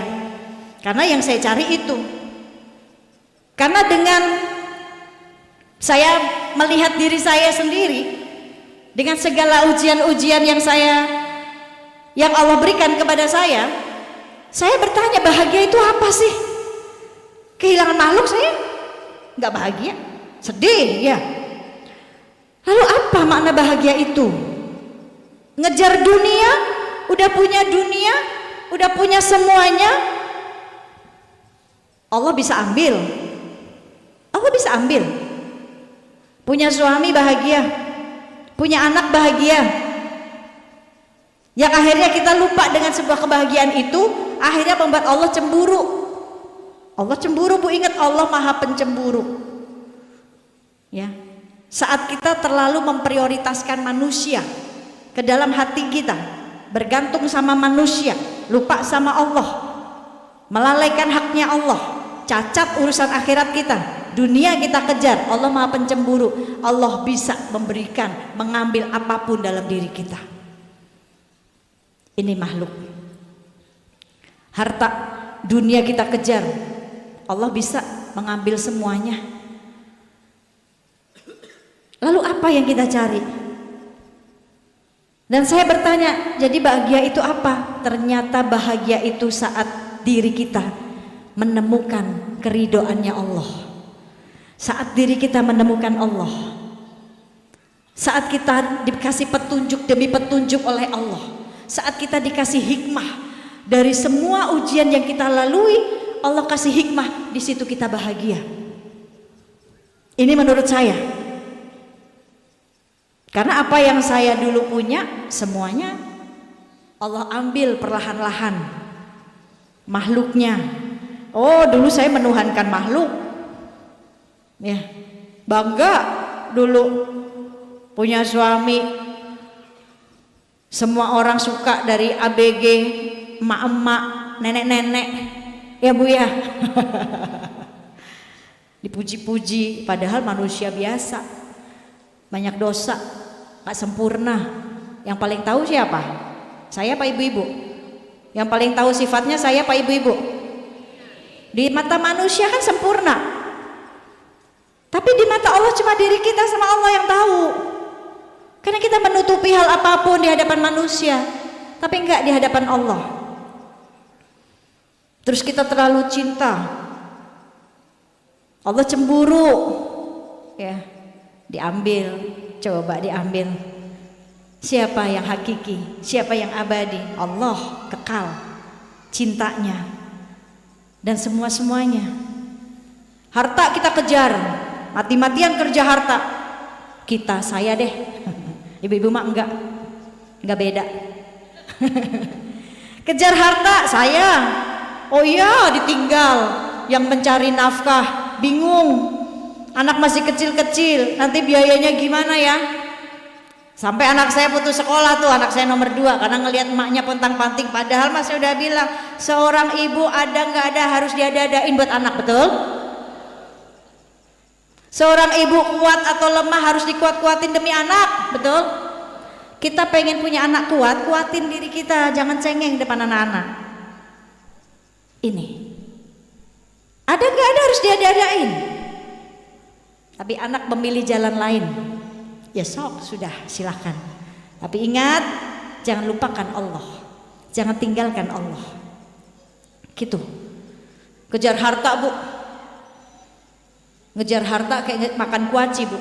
Ibu ngejar dunia nih kayak makan kuaci. Ibu-ibu tahu kuaci? Barang yang kecil, kenyang juga enggak, Bu, kalau kita makan. Capek iya. Ibu main ke rumah saya kasih kuaci sepiring, Bu, habisin deh. Kenyang enggak? Capek. Doer di bibir. Ya, makan kuaci. Itu kayak ngejar dunia, Bu. Gak habis-habisnya. Dulu saya gitu, punya target, ya sholatnya biasa aja, gak kenal Allah, cuma tahu Allah oh ya Allah Tuhan saya nih, yang menciptakan saya, yang menciptakan lautan beserta isinya, dunia beserta isinya, langit beserta isinya, itu Tuhan saya yang wajib saya sembah. Cuma itu aja, tapi nggak kenal Allah, takut sama Allah, nggak yakin Allah yang maha ngasih rezeki. Ibadah aja udah, perbaiki hubunganmu dengan Allah, aku perbaiki urusan duniamu. Tuh, kita berjalan menuju Allah pelan bu, Allah lari ke kita bu, kan gitu Allah. Tapi saya saat itu lupa, kejar dunia sampai batas Allah cemburu, walaupun ada asbabnya. Sebuah ujian 2014, kalau saya harus flashback ke belakang, habis semua yang saya kumpulkan, habis semua yang saya kejar, yang menurut saya bahagia dengan ini, saya udah punya nih, bahagia saya ngelihat anak-anak saya bahagia. Ternyata bukan itu bahagia, habis. Bahagia itu saat itu yang saya rasakan, ya Allah, Engkau dekat sekali denganku. Di saat manusia nggak peduli, di saat manusia nggak ada yang nolong, Engkau masih menolongku. Di saat aku lalai, di saat aku lalai, Engkau masih menolongku ya Allah. Di saat semua manusia nggak peduli, Engkau masih peduli kepadaku ya Allah. Di saat semua manusia meninggalkan, Engkau nggak pernah meninggalkanku ya Allah. Bahkan Engkau yang menyelamatkanku. Kalau bukan Allah, saat itu mati saya sama anak-anak saya bu, terperangkap dalam api, nggak bisa keluar, teriak-teriak sama orang nggak ada yang bisa nolongin, semua tertidur lelap. Tapi disitulah Allah sangat-sangat dekat, sedekat urat nadi saya. Oh cuma Allah yang dekat dengan saya, cuma Allah yang bisa nolong saya, gak ada yang lain bu, cuma Allah. Kadang kita berharap dengan manusia, kita kecewa gak ditolongin. Kadang kita cari-cari Allah, cari-cari manusia, minta bantuan sama manusia. Manusia nggak bantu kita, kita kecewa, kesel. Tapi lihat, saat itu kebakaran itu Allah tunjukkan, Allah punya kuasa. Kamu mau apa? Kamu mau minta kemana? Mau minta pertolongan siapa? Allah kuasa saat itu bu. Kalau bukan karena Allah, mati saya sama anak-anak saya. Yang kata kamu zohirnya milik kamu, mana yang milik kamu? Gak ada. Allah kuasa mengambil semuanya, Allah kuasa ya. Allah kuasa bu. Sampai akhirnya loncat dari lantai 2.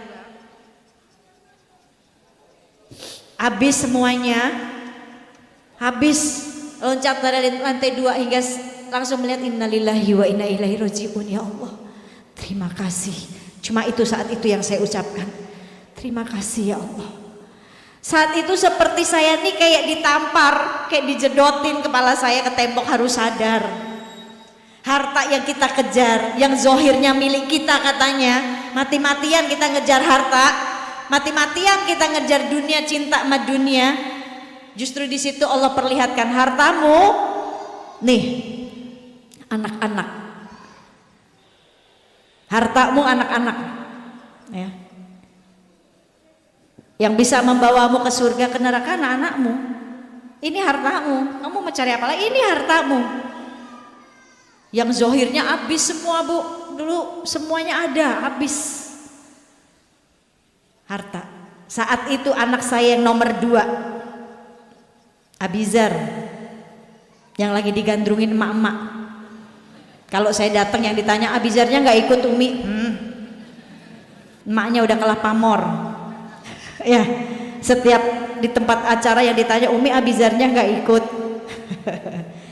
Sewaktu kebakaran rumah, pemadam kebakaran belum datang, baru orang-orang tetangga semua datang,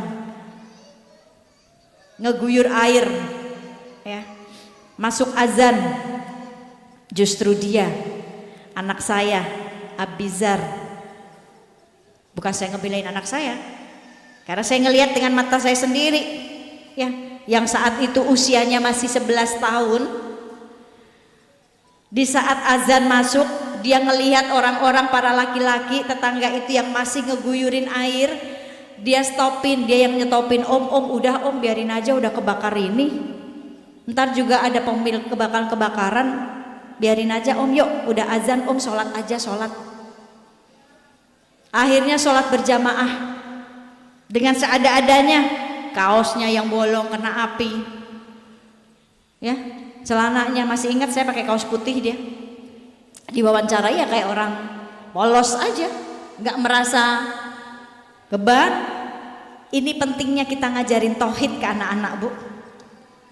Karena tauhid itu ilmu yang wajib, hukumnya wajib kita pelajari. Ada 3 ilmu yang hukumnya fardu ain, Bu. Kalau fardu ain berarti wajib. Hukumnya wajib pelajari. Ada 3 ilmu. Yang pertama ilmu yang mampu menguatkan akidah kita, namanya ilmu tauhid. Ini wajib kita pelajari. Nguatin akidah kita. Siapa Allah? Kita bahagia dengan apa? Allah bisa membahagiakan kita dengan harta atau tidak dengan harta. Allah bisa membahagiakan kita dengan anak atau tidak dengan anak. Kadang ada orang yang udah lama gak dikasih anak, hidupnya kayaknya menderita banget, ya Allah tiap hari doa sama Allah supaya dikasih anak karena kurang kebahagiaannya gak sempurna. Begitu udah dikasih anak sama Allah, berantem mulu sama anaknya. Ada gak? Kesel mulu sama anaknya. Capek saya ngadepin anak saya. Kemarin sebelum ada anak kamu bilangnya gak bahagia, gak punya anak, bahagianya kurang. Begitu dikasih sama Allah kamu ngerasa susah, ya. Anak disalahin, coba berarti Allah bisa bikin kita bahagia ada atau tanpa anak. Allah yang bahagiain. Susah ekonomi, doa, ya Allah gini-gini amat hidup saya, ya Allah saya nggak bahagia nih Allah, ya. Dikasih sama Allah, kasih mobil, kasih rumah, masih nggak bahagia juga, hidupnya nggak tenang. Coba ini manusia kayak apa coba? Kata Allah, pusing saya sama manusia. Ya, ini jadi Allah yang bikin kita bahagia. Ini ilmu tauhid penting, Bu. Ajarin anak-anak, nak, bundamu bukan milikmu, bundamu milik Allah. Hartamu bukan milikmu, hartamu milik Allah. Jadi saat anak kehilangan, dia akan jadi anak yang kuat. Saya juga milik Allah. Kayak hari ini nih anak saya lagi ulang tahun nih. Biasanya kalau saya suka kasih alarm kalau pas tanggal lahirnya anak saya suka di rumah bikin acara anak-anak yatim gitu aja yang sederhana. Tapi saya lupa, Bu. saya safari dakwah di Palembang. Begitu ingat semalam bilang sama tim, jangan lupa beliin saya apa kayak sesuatu biar nanti jam 12 malam saya telepon anak saya sambil pegang ini kalau emaknya juga inget kan gitu. Sayanya kebablasan tidur, Bu.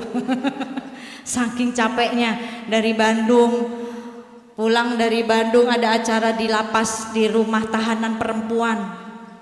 Saat saya diundang di rumah tahanan perempuan ngasih sharing, menyemangati, justru saya yang dapat semangat dari mereka, semangatnya mereka, sabarnya mereka. Saya bilang kita sama-sama di penjara, bukan kalian saja, saya juga di penjara, tapi di penjara di dunia. Bedanya kalian di sini, saya bebas kelayapan di luar. Tapi justru saya belajar sabar dari kalian. Kalian sabar kehilangan, berpisah nih. Walaupun orangnya ada tapi dipisahin dengan anak, dengan suami ada di luar, anak ada di luar, tapi sekalian di sini belajar sabar. Kan gitu. Cari Allah nggak harus ke masjid. Nih di sini tempat kalian. Allah selalu dekat dengan kalian. Banyak ilmu saya justru dari mereka, bukan saya ngajarin kasih ilmu, enggak. Ini. Terus siangnya ngisi lagi sampai sore. Baru dari Bandung itu subuh, berangkat dari Bandung subuh, pulang ke rumah ganti baju, berangkat lagi pagi ada acara. Sampai siang, setelah siang pulang ke rumah dulu sebentar, ngambil koper segala macam, pamitan sama anak-anak. Abijar tahu saya mau pergi, bulan dia lagi nggak syuting, masuk kamar saya, Mi, mau kemana? Iya ada jadwal Umi sampai tanggal 20 ke Palembang. Kan besok Aila ulang tahun, ngingetin gitu. Ya udah kamu aja yang surprise, kamu aja deh nanti urusin. Saya gitu. Akhirnya udah pergi ke bandara, sampai di sini, kan gitu. Tapi saya tauhid, saya kuatkan ke anak-anak. Umi kamu bukan milik kamu. Milik Allah, semuanya kamu pun juga. Jadi anak-anak kuat. Bu, saya banyak belajar itu justru dari anak-anak saya. Bukan anak-anak saya yang saya ajarin, tapi saya banyak belajar dari anak-anak saya. Saat saya usia 10 tahun, saya kehilangan ibu saya jadi anak yang gak kuat, cengeng, temperamen, gampang marah. gampang nangis ke Allah. Allah nggak adil nih. Di usia 10 tahun saya harus ngelihat ibu saya meninggal di hadapan saya. Temperamen, setiap ngambil rapot yang datang cuma bapaknya saja, bapak saya aja, pulang-pulang saya kesel. Tapi saat anak saya Adiba saat itu umur 11 tahun, ayahnya meninggal, justru dia yang ngajarin saya. Yang saat itu saya nggak mau ngapa-ngapain. Malam meninggal, ke rumah sakit, langsung pagi dibawa ke rumah, langsung dibawa ke Masjid Istiqlal disolatin, langsung dibawa ke kubur, sampai malam ditahlilkan. Tahlilan malam saya nggak makan, nggak minum, nggak ganti baju. Bilangnya mau mati juga, nggak sanggup nih, nggak ngerti habis ini harus ngapain, cari uangnya gimana buat anak-anak, karena saya hanya ibu rumah tangga. Selama ada beliau saya nggak boleh ngapa-ngapain, udah ngurus anak aja. Nggak boleh nerima job lain, jadi host, jadi bintang, nggak boleh. Hatta ke supermarket aja izin, harus ada yang nemenin, nggak boleh kemana-mana bu. Tapi di umur saya, di anak saya, waktu umur anak saya yang ketiga, saya izin sama beliau, aku mau sekolah Umi mau sekolah lagi. Sekolah apa katanya? Dakwah, saya bilang. Akhirnya anak saya yang ketiga, saya sekolah sama Ustazah Astri Ivo di pendidikan Mubalik Al-Azhar di Masjid Al-Azhar itu di Kebayoran. Di bawahnya dia fasilitasi, dia buka sekolah buat para mubalighah untuk belajar dari fikih dan yang lain-lainnya. Tapi bukan untuk tujuan saya jadi pendakwah, enggak bu, untuk saya punya ilmu buat saya kasih ke anak-anak saya. Kan ibu itu madrasah buat anak-anak untuk ngedidik. Kan lebih banyak 24 jam pendidikan agama, pendidikannya itu sama ibunya yang ngajarin, ibunya begini, betul nggak? Kan kita sudah ada tugas-tugasnya, cuma itu bukan buat tujuan saya jadi pendakwah. Saya juga nggak punya cita-cita seperti ini bu, tapi Allah yang mentakdirkan semuanya, Allah yang memperjalankan. Sampai akhirnya malam ditahlilkan, saya nggak mau makan, nggak mau ngapa-ngapain, Adiba datang nyuapin saya masih geleng, nggak mau makan. Terus Adiba bisikin saya, Umi, kalau Umi begini terus, emang bisa bikin Abi tuh hidup lagi? Enggak. Kalau Umi gini terus gak mau makan, nanti sakit, siapa yang ngerawat kita? Di situ saya kayak dijedokin kepala saya sama Allah bu, sadar, astagfirullahaladzim. Ya Allah ampuni ya Allah, kok egois banget ya saya, kan gitu. Kata Allah nih, tuh anak ente aja bisa nih anak ente yang hari-harinya di pesantren nggak pernah ditengokin orang tuanya, ya pulang cuma dijemput sama supir, nggak dikabarin bapaknya meninggal, dijemput doang sama supir, disuruh pulang sama Umi. Masuk komplek ada bendera kuning dia diem, nyampe ke rumah ada orang-orang udah banyak dia diem, masuk rumah begitu melihat bapaknya jenazahnya udah kaku, udah ditutup keranda, nggak ngelihat wajahnya, cuma nangis. Selesai itu udah selesai.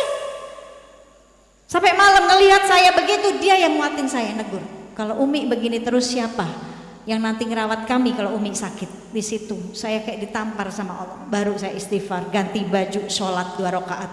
Di situ saya bisa nangis. Ya Allah terima kasih, kau masih sadarkan saya.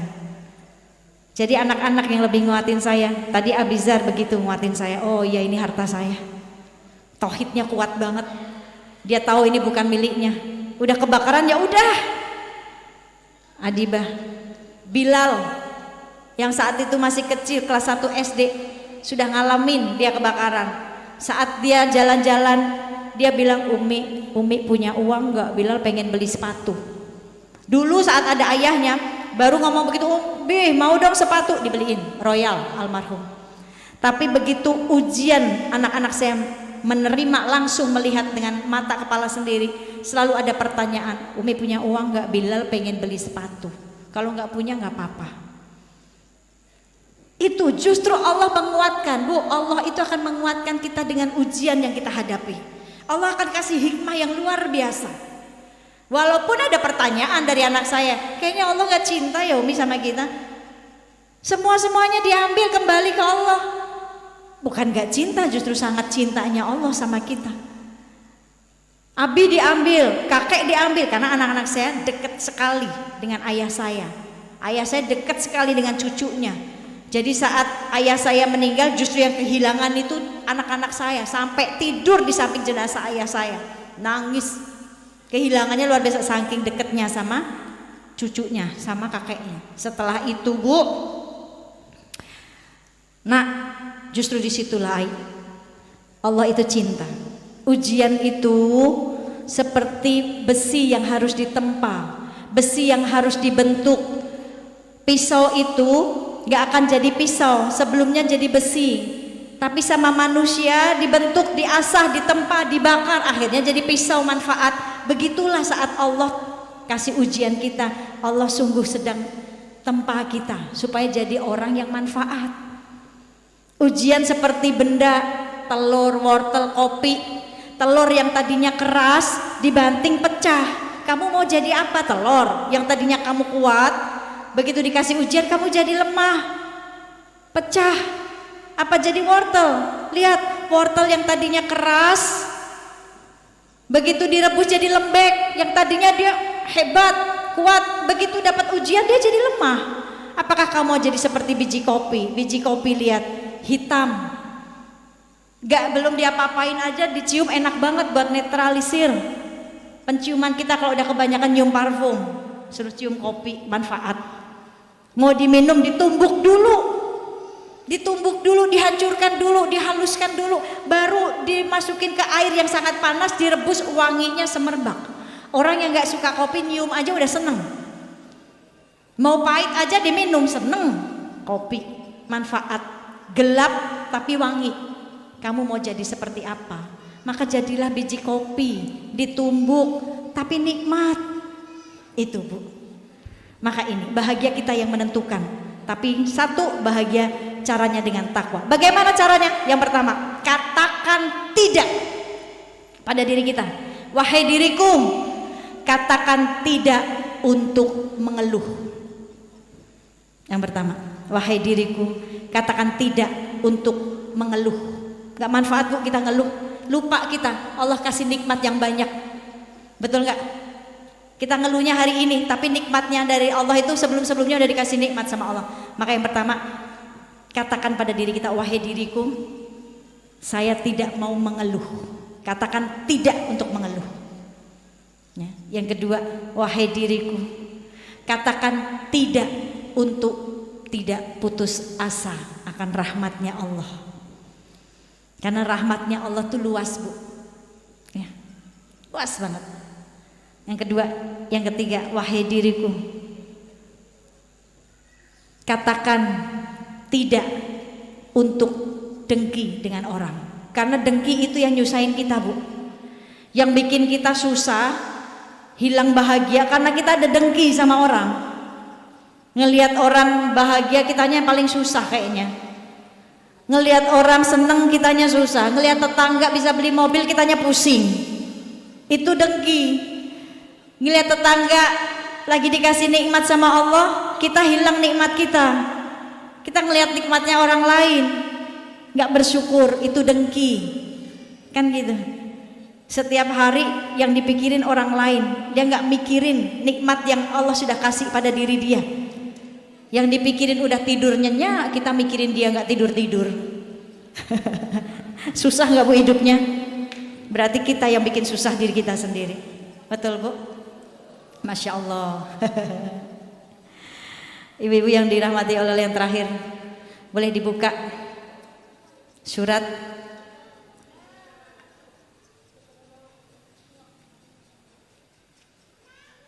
tadi.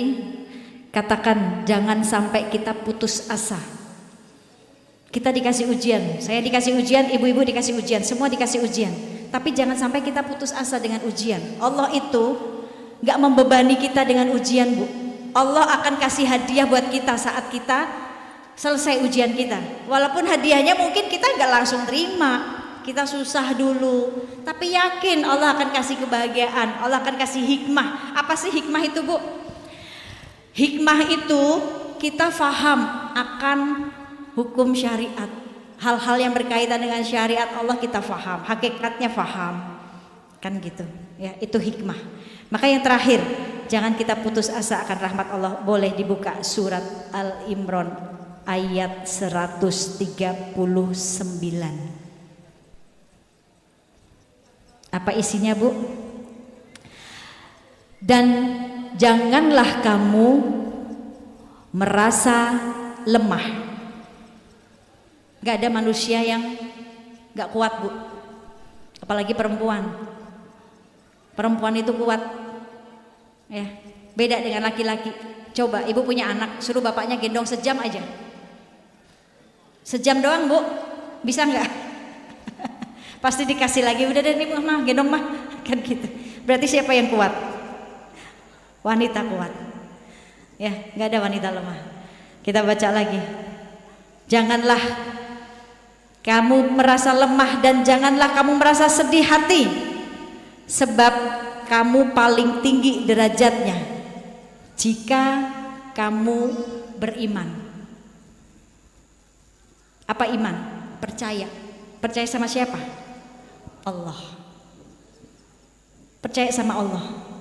Allah Maha Kaya, Allah yang kasih semuanya buat kita. Allah yang paling tahu keadaan kita. Cuma Allah ingin melihat, liyabluwakum ayyukum ahsanu amalan. Siapa yang paling baik amalannya saat dikasih ujian. Dia semakin dekat kepada Allah atau semakin jauh kepada Allah. Maka itu. Jadi katakan tidak untuk putus asa kepada Allah. Katakan tidak untuk dengki. Katakan tidak untuk mengeluh. Katakan tidak, yang terakhir, untuk gibah.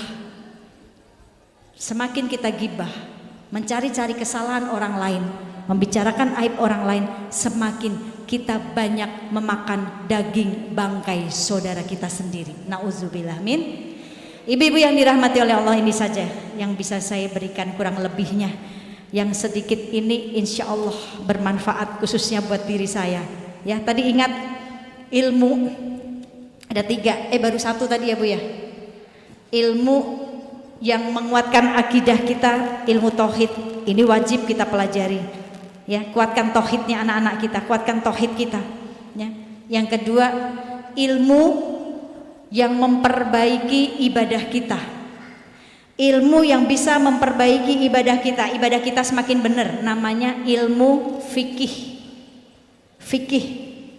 Kita tahu tata cara sholatnya seperti apa, tata cara wudhu, tahu haid, kalau haid kita ngapain, darah-darah haid berapa lama, saat kita haid boleh ibadah segala macam, itu diatur dari fikih, ilmu fikih ini penting. Dan saran saya, kalau ibu mau belajar ilmu fikih, cari gurunya yang perempuan supaya enak kita nanyanya, supaya nggak ada rasa canggung malu, kan gitu. Ini. Lalu yang ketiga, ilmu yang hukumnya fardu ain yang wajib kita pelajari, ilmu yang mengajarkan kita mengenal Allah, namanya ilmu tasawuf. Ya, Bu, hati itu sarana kita mengenal Allah. Karena Allah hanya melihat hati kita. Makanya hati mahal, lebih mahal dari pakaian ibu, lebih mahal dari make upnya ibu, lebih mahal dari krim mukanya ibu. Lalu ngapain kita glowingin muka kita terus tapi hatinya gak kita glowingin? Betul nggak? Karena yang dilihat hati bukan muka kita. Kalau ibu punya flek sedikit hitam, ibu berupaya terus untuk menghilangkan flek muka kita, betul? Karena nggak enak dilihat, betul nggak? Cari krim muka mau mahal pun kita beli buat ngilangin noda hitam di wajah. Tapi kenapa noda hitam satu yang lama-lama jadi hitam banget di hati kita nggak mau kita hilangkan? Maka ini pentingnya belajar ilmu tasawuf untuk kita supaya kenal dengan Allah. Noda hitam bisa hilang. Sama di hati juga gitu. Hati yang berpenyakit bisa hilang, Bu. Asal kitanya mau dekat dengan Allah dengan cara itu. Yuk, hati adalah sarana kita mengenal Allah, dan tubuh kita sarana kita untuk bisa dekat dengan Allah, mendekati Allah dengan tubuhnya kita. Kita masih dikasih sehat, sholat. Kita masih dikasih sehat, baca Quran. Pengen ngobrol dengan Allah, baca Quran. Pengen ngobrol dengan Allah, sholat, itu jawabannya. Ya, jadi ilmu ini semua dipelajari, ilmu tauhid, ilmu fikih, ilmu tasawuf, belajar.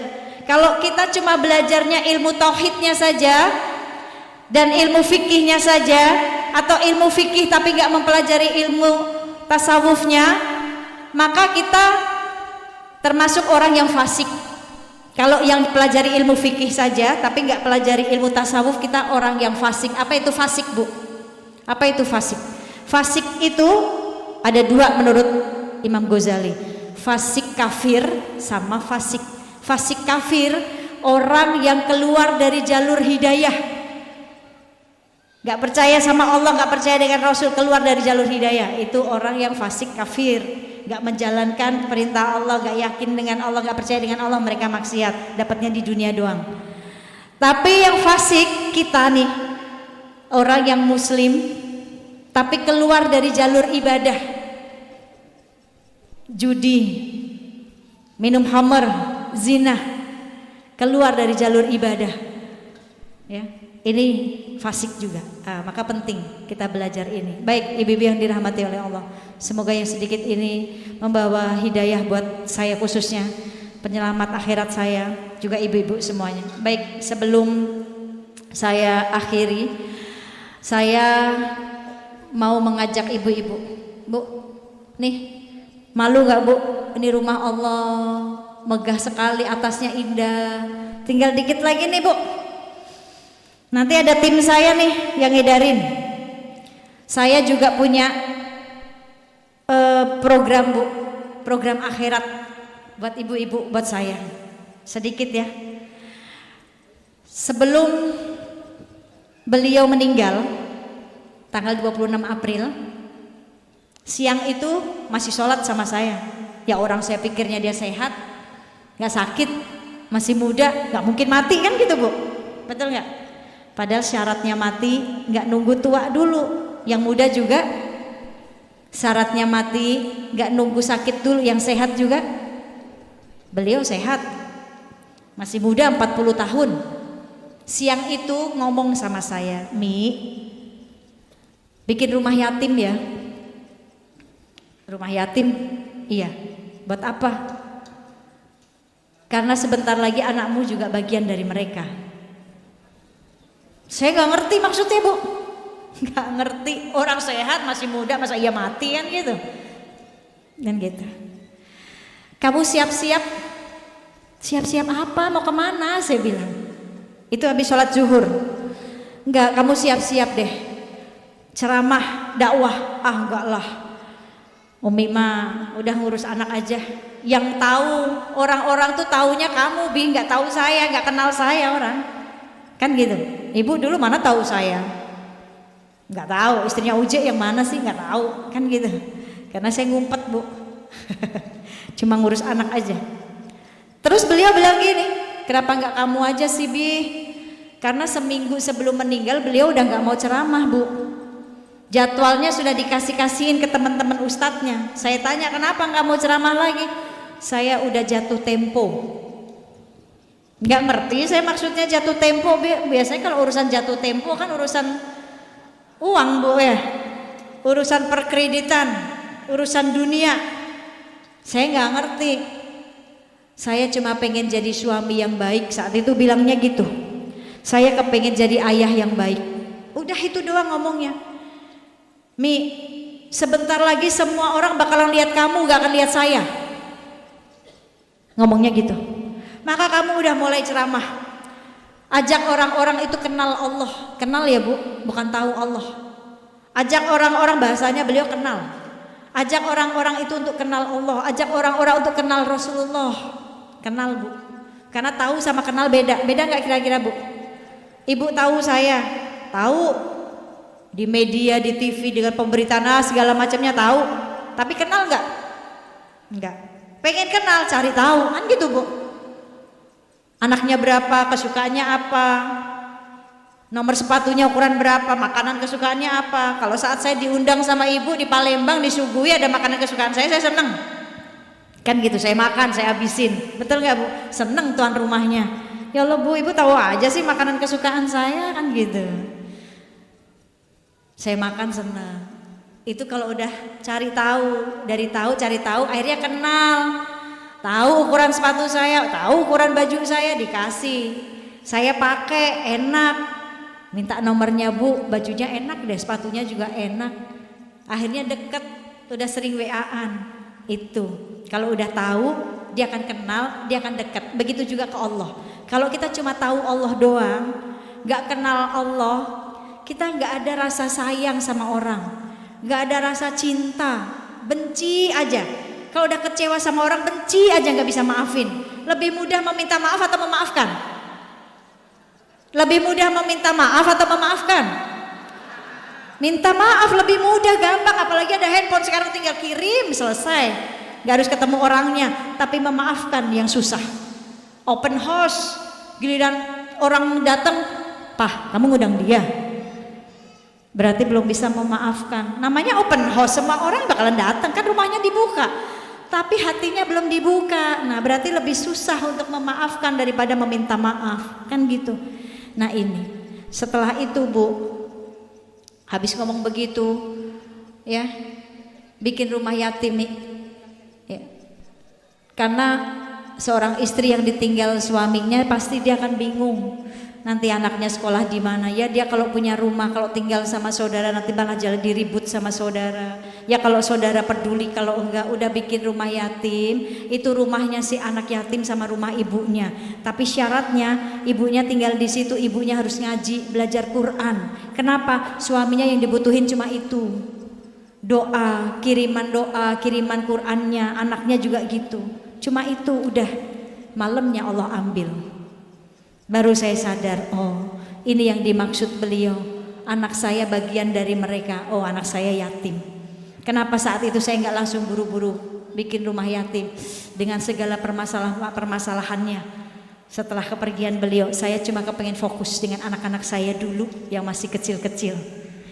Selesai masa idah baru orang pada manggil saya. Dan hari ini saya kepengen ngajak ibu-ibu, di saat anak-anak saya sudah besar, di saat anak-anak saya sudah punya rezeki sendiri, saya bilang, nak yuk kita wujudkan amanah. Bukan amanahnya beliau enggak, tapi lebih kepada amanahnya baginda Nabi Muhammad SAW, nyenengin Rasulullah. Yuk nak, Rasul bilang sendiri, barang siapa yang peduli dengan anak yatim, peduli anak yatim itu Bu, peduli tempat tinggalnya, pendidikan agamanya, peduli dengan ibunya. Jangan sampai anak yatim sama ibunya terlonta-lonta di jalanan, nggak sekolah, minta-minta malu, Rasul sedih.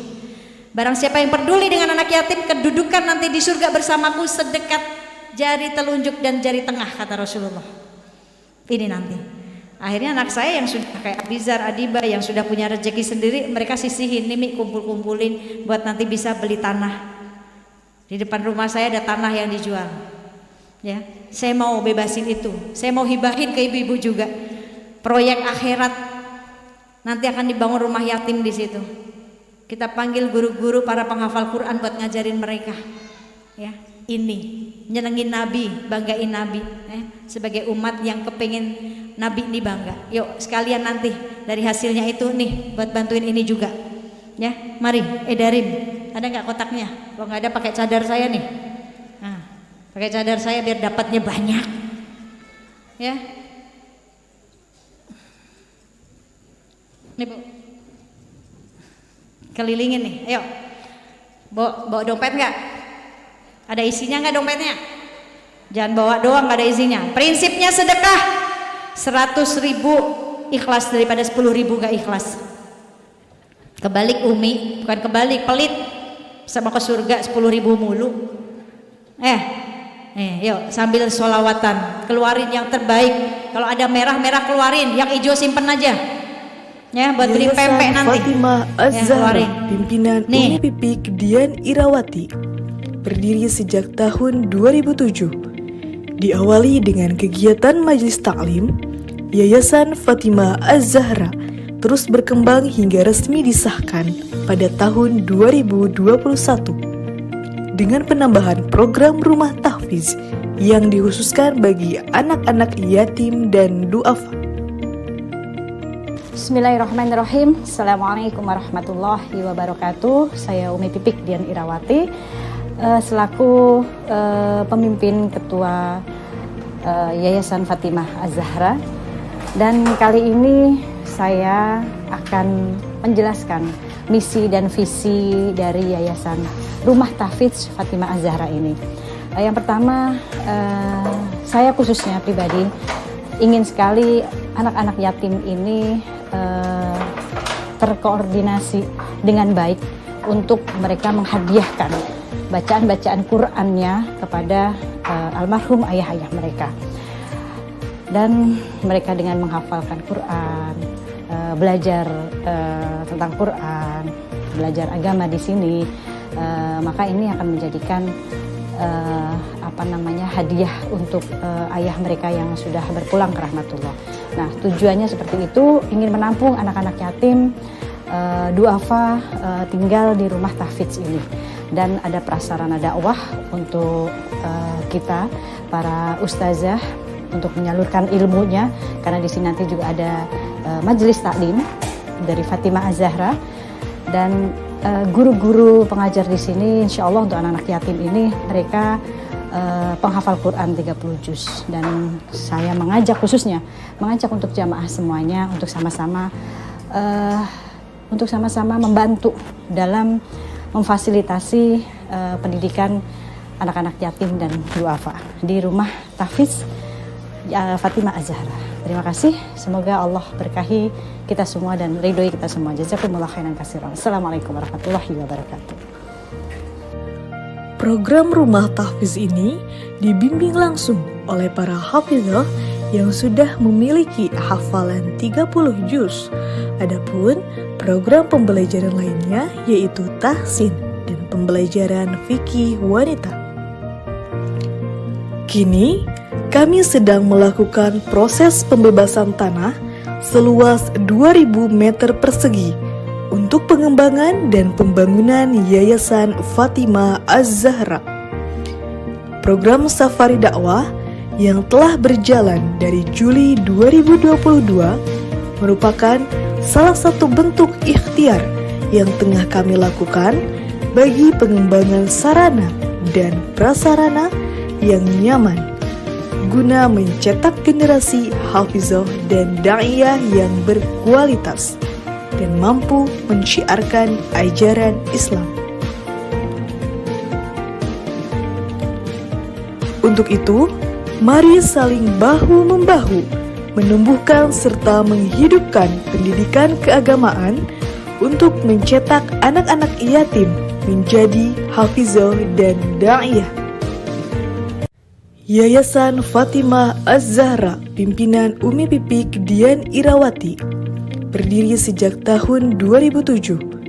Diawali dengan kegiatan majelis taklim, Yayasan Fatimah Az-Zahra terus berkembang hingga resmi disahkan pada tahun 2021 dengan penambahan program rumah tahfidz yang dikhususkan bagi anak-anak yatim dan duafa. Bismillahirrahmanirrahim. Assalamualaikum warahmatullahi wabarakatuh. Saya Umi Pipik Dian Irawati selaku pemimpin ketua Yayasan Fatimah Az-Zahra, dan kali ini saya akan menjelaskan misi dan visi dari Yayasan Rumah Tahfidz Fatimah Az-Zahra ini. Yang pertama, saya khususnya pribadi ingin sekali anak-anak yatim ini terkoordinasi dengan baik untuk mereka menghadiahkan bacaan-bacaan Qur'annya kepada almarhum ayah-ayah mereka, dan mereka dengan menghafalkan Quran, belajar tentang Quran, belajar agama di sini, maka ini akan menjadikan hadiah untuk ayah mereka yang sudah berpulang ke rahmatullah. Nah, tujuannya seperti itu, ingin menampung anak-anak yatim duafa tinggal di rumah tahfidz ini, dan ada prasarana dakwah untuk kita para ustazah untuk menyalurkan ilmunya, karena di sini nanti juga ada majelis taklim dari Fatimah Az-Zahra, dan guru-guru pengajar di sini insya Allah untuk anak-anak yatim ini mereka penghafal Quran 30 juz, dan saya mengajak untuk jamaah semuanya untuk sama-sama membantu dalam memfasilitasi pendidikan anak-anak yatim dan duafa di rumah tahfidz Fatimah Az-Zahra. Terima kasih. Semoga Allah berkahi kita semua dan ridhoi kita semua. Jazakumullah khairan katsiran. Assalamualaikum warahmatullahi wabarakatuh. Program Rumah Tahfiz ini dibimbing langsung oleh para hafizah yang sudah memiliki hafalan 30 juz. Adapun program pembelajaran lainnya yaitu tahsin dan pembelajaran fikih wanita. Kini, kami sedang melakukan proses pembebasan tanah seluas 2.000 meter persegi untuk pengembangan dan pembangunan Yayasan Fatimah Az-Zahra. Program Safari Dakwah yang telah berjalan dari Juli 2022 merupakan salah satu bentuk ikhtiar yang tengah kami lakukan bagi pengembangan sarana dan prasarana yang nyaman guna mencetak generasi hafizah dan da'iyah yang berkualitas dan mampu mensyiarkan ajaran Islam. Untuk itu, mari saling bahu-membahu menumbuhkan serta menghidupkan pendidikan keagamaan untuk mencetak anak-anak yatim menjadi hafizah dan da'iyah. Yayasan Fatimah Az-Zahra pimpinan Umi Pipik Dian Irawati berdiri sejak tahun 2007. Diawali dengan kegiatan majelis taklim, Yayasan Fatimah Az-Zahra terus berkembang hingga resmi disahkan pada tahun 2021 dengan penambahan program rumah tahfiz yang dikhususkan bagi anak-anak yatim dan du'afa. Bismillahirrahmanirrahim. Assalamualaikum warahmatullahi wabarakatuh. Saya Umi Pipik Dian Irawati selaku pemimpin ketua Yayasan Fatimah Az-Zahra, dan kali ini saya akan menjelaskan misi dan visi dari Yayasan Rumah Tahfiz Fatimah Az-Zahra ini. Yang pertama, saya khususnya pribadi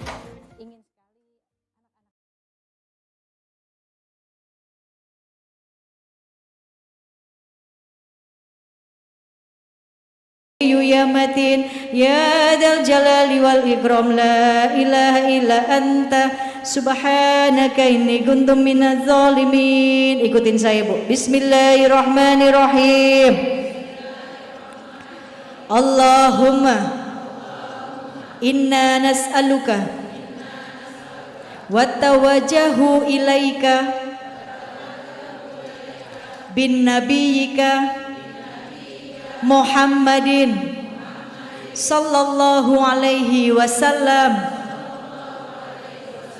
Nabiyyi rahmah ya Rasulullah ya Nabiyyi rahmah ya Rasulullah ya Nabiyyi rahmah ya Rasulullah ya Nabi rahmah inna tawajjatu bika ila rabbika hajatihi. Silahkan sampaikan hajatnya masing-masing ke Allah. Sholli wa salim, hajat semuanya.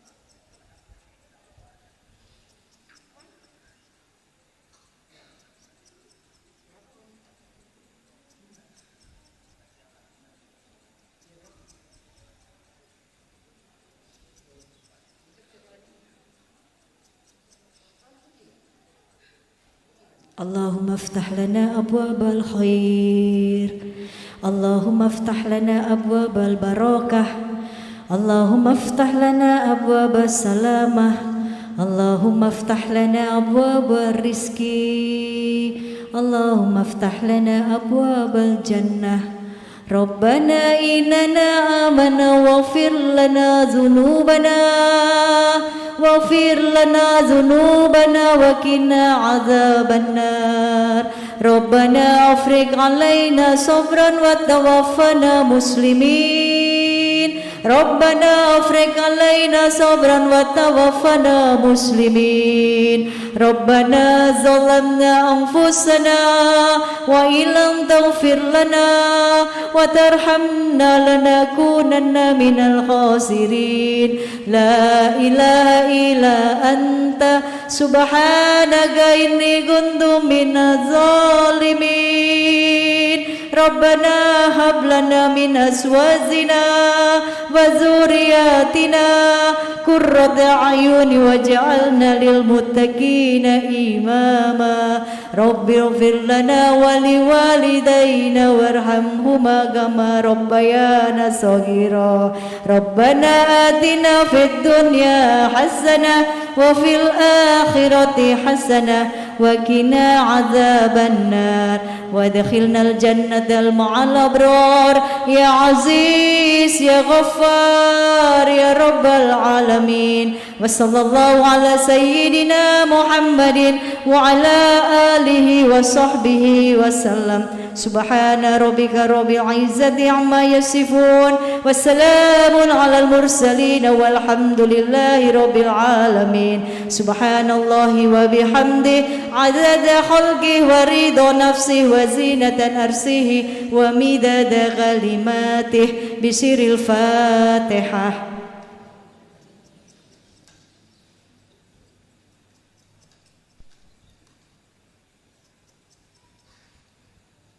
Semoga Allah kabul hajatnya semuanya.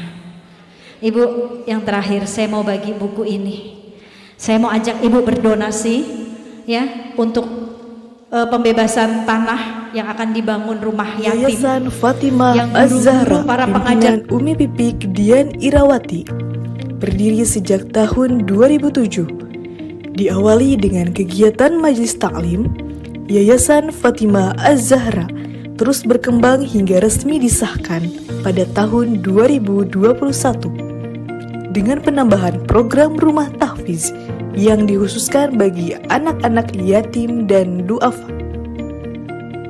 Bismillahirrahmanirrahim. Assalamualaikum warahmatullahi wabarakatuh. Saya Umi Pipik Dian Irawati selaku pemimpin ketua Yayasan Fatimah Az-Zahra, dan kali ini saya akan menjelaskan misi dan visi dari Yayasan Rumah Tahfiz Fatimah Az-Zahra ini.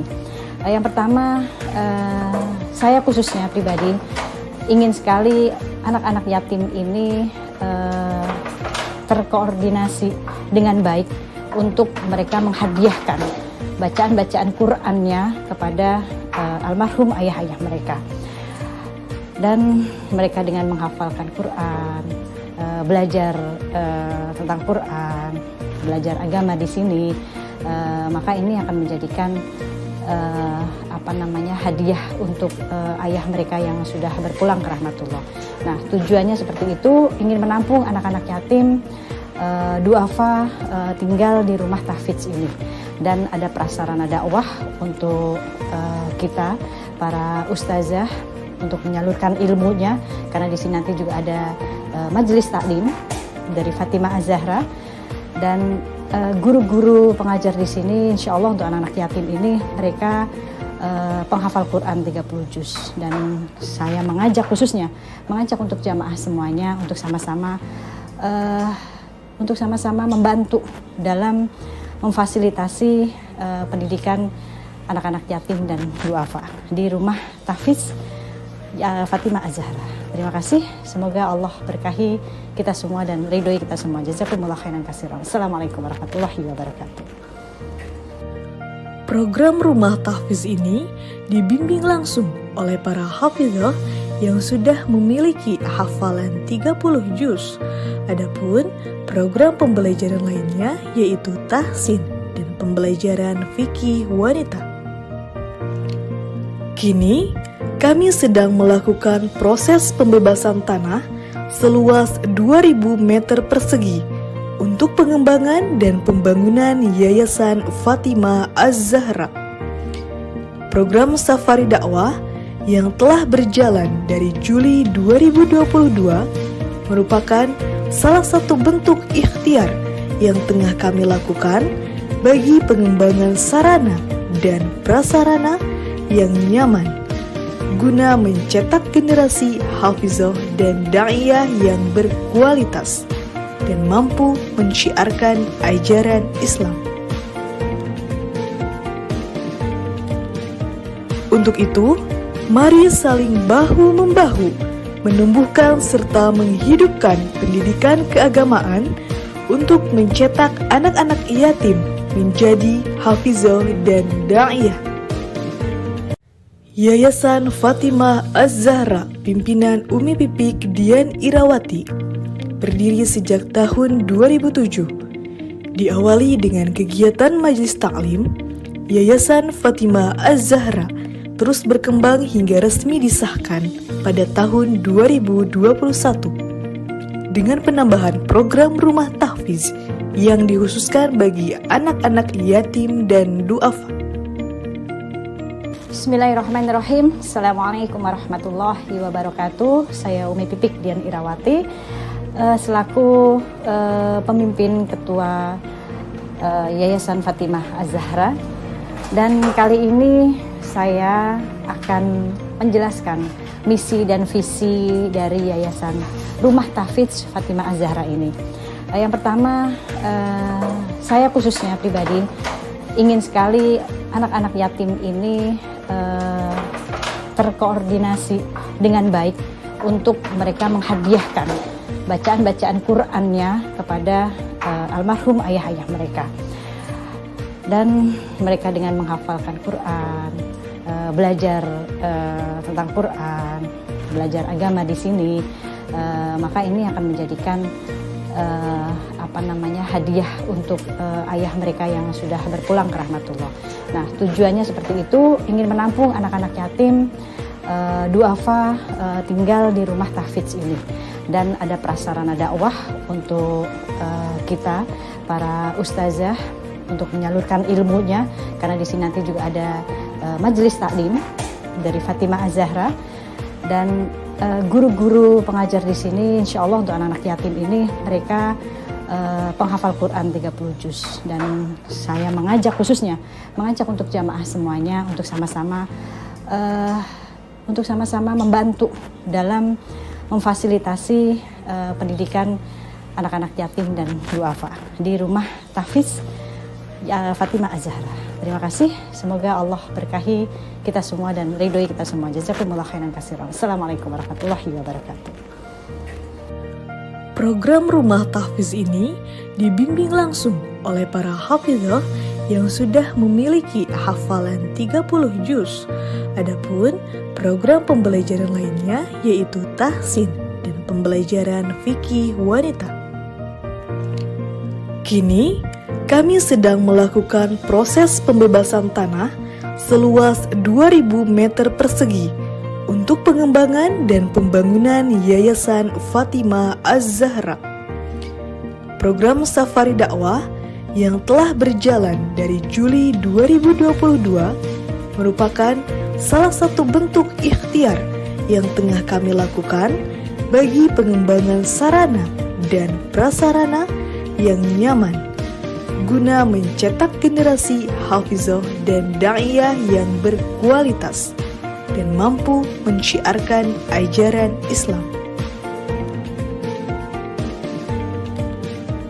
Untuk itu, mari saling bahu-membahu menumbuhkan serta menghidupkan pendidikan keagamaan untuk mencetak anak-anak yatim menjadi hafizah dan da'iyah. Yayasan Fatimah Az-Zahra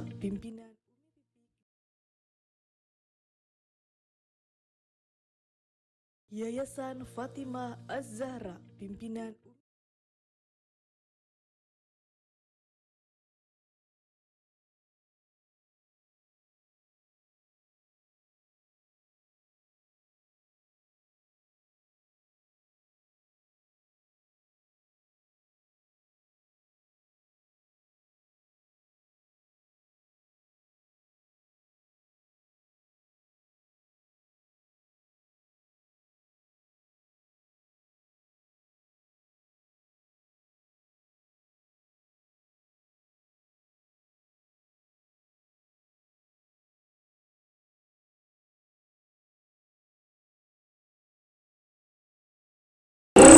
sholat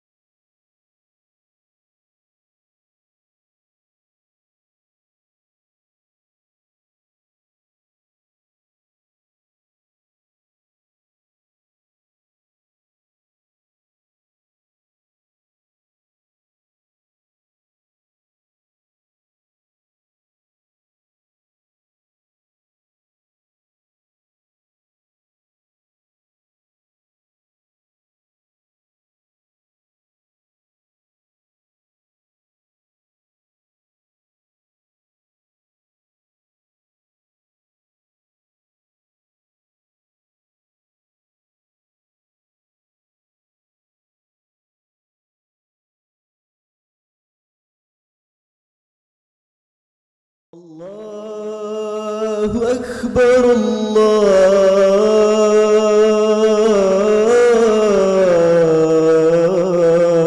الله أكبر أشهد أن لا إله إلا الله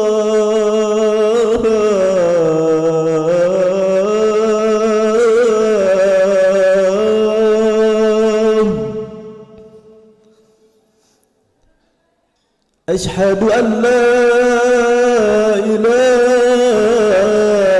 إلا الله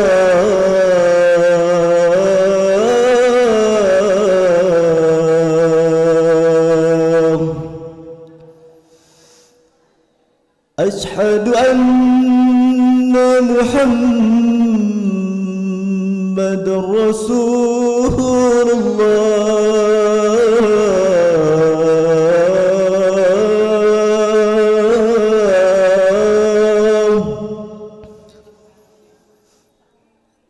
أشهد أن محمد رسول الله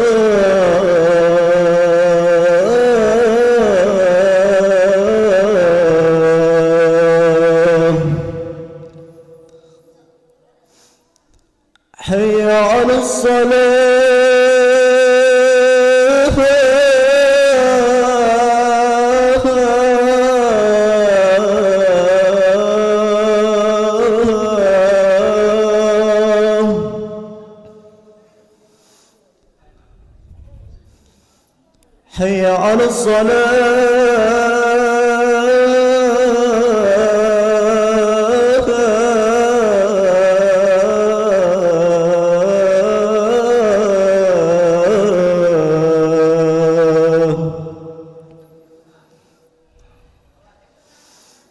حي على الفلاح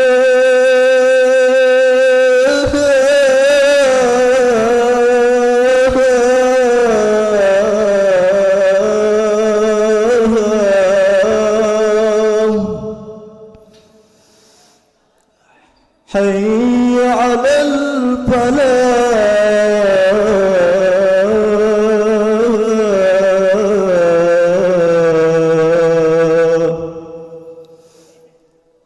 الله أكبر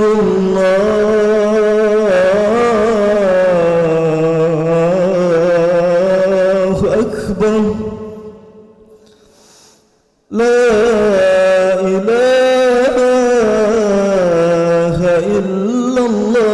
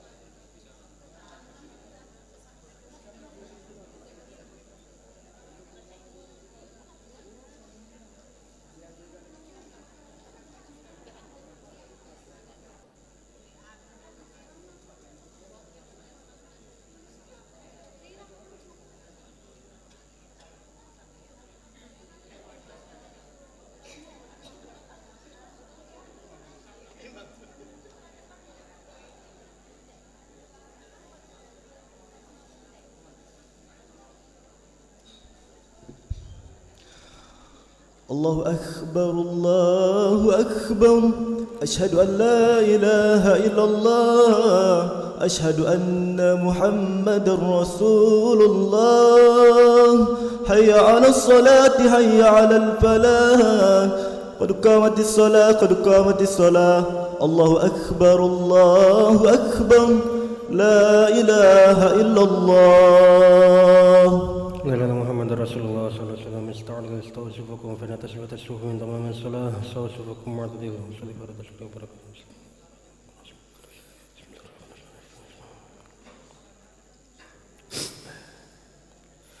الله أكبر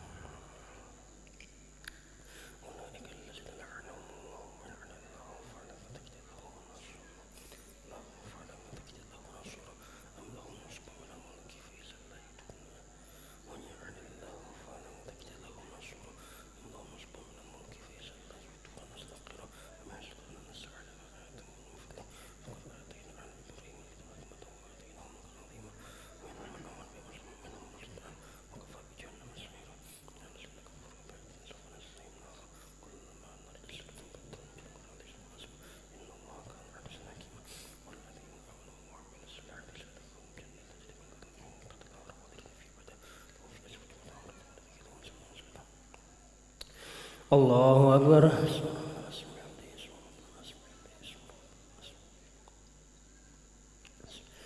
سمع الله لمن حمده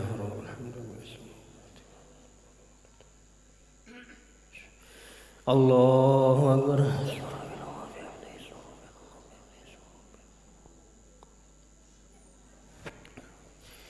الله أكبر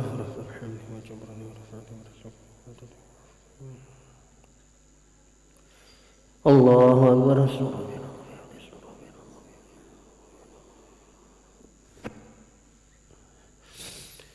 الله أكبر بسم الله الرحمن الرحيم الرحمن الرحيم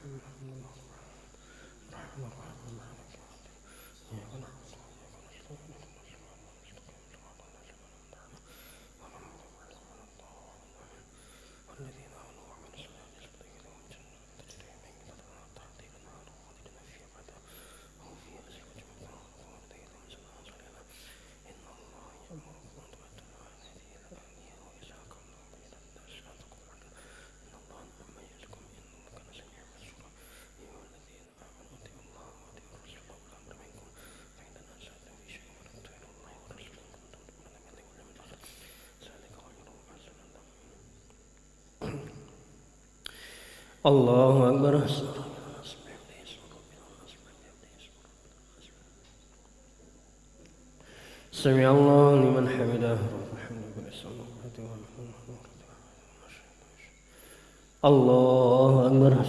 وأولي الأمر منكم فإن تنازعتم في شيء فردوه إلى الله ورسوله إن كنتم تؤمنون بالله واليوم الآخر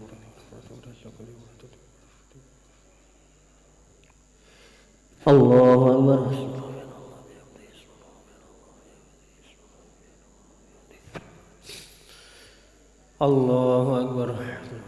الله أكبر سمع الله لمن حمده الله أكبر الله أكبر الله أكبر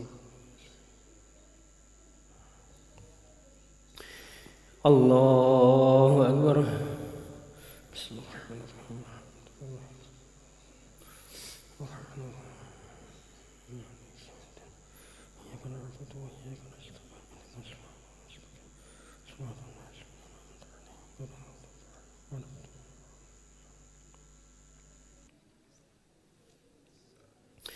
الله أكبر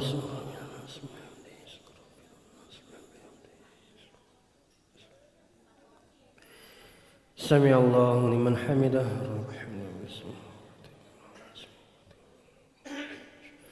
الله أكبر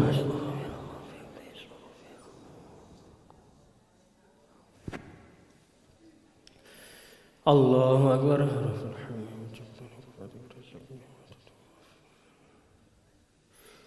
Allahu Akbar.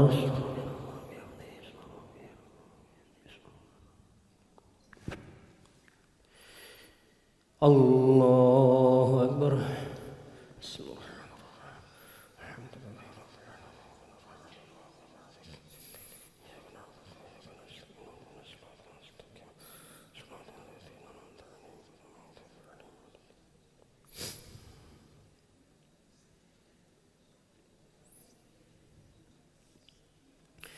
Allahu Akbar.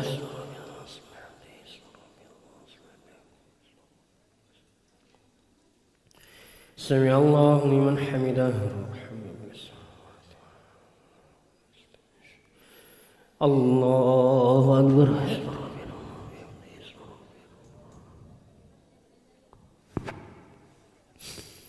Allahu Akbar.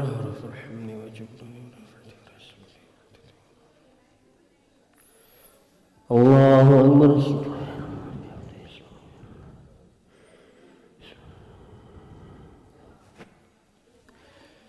Allahu Akbar.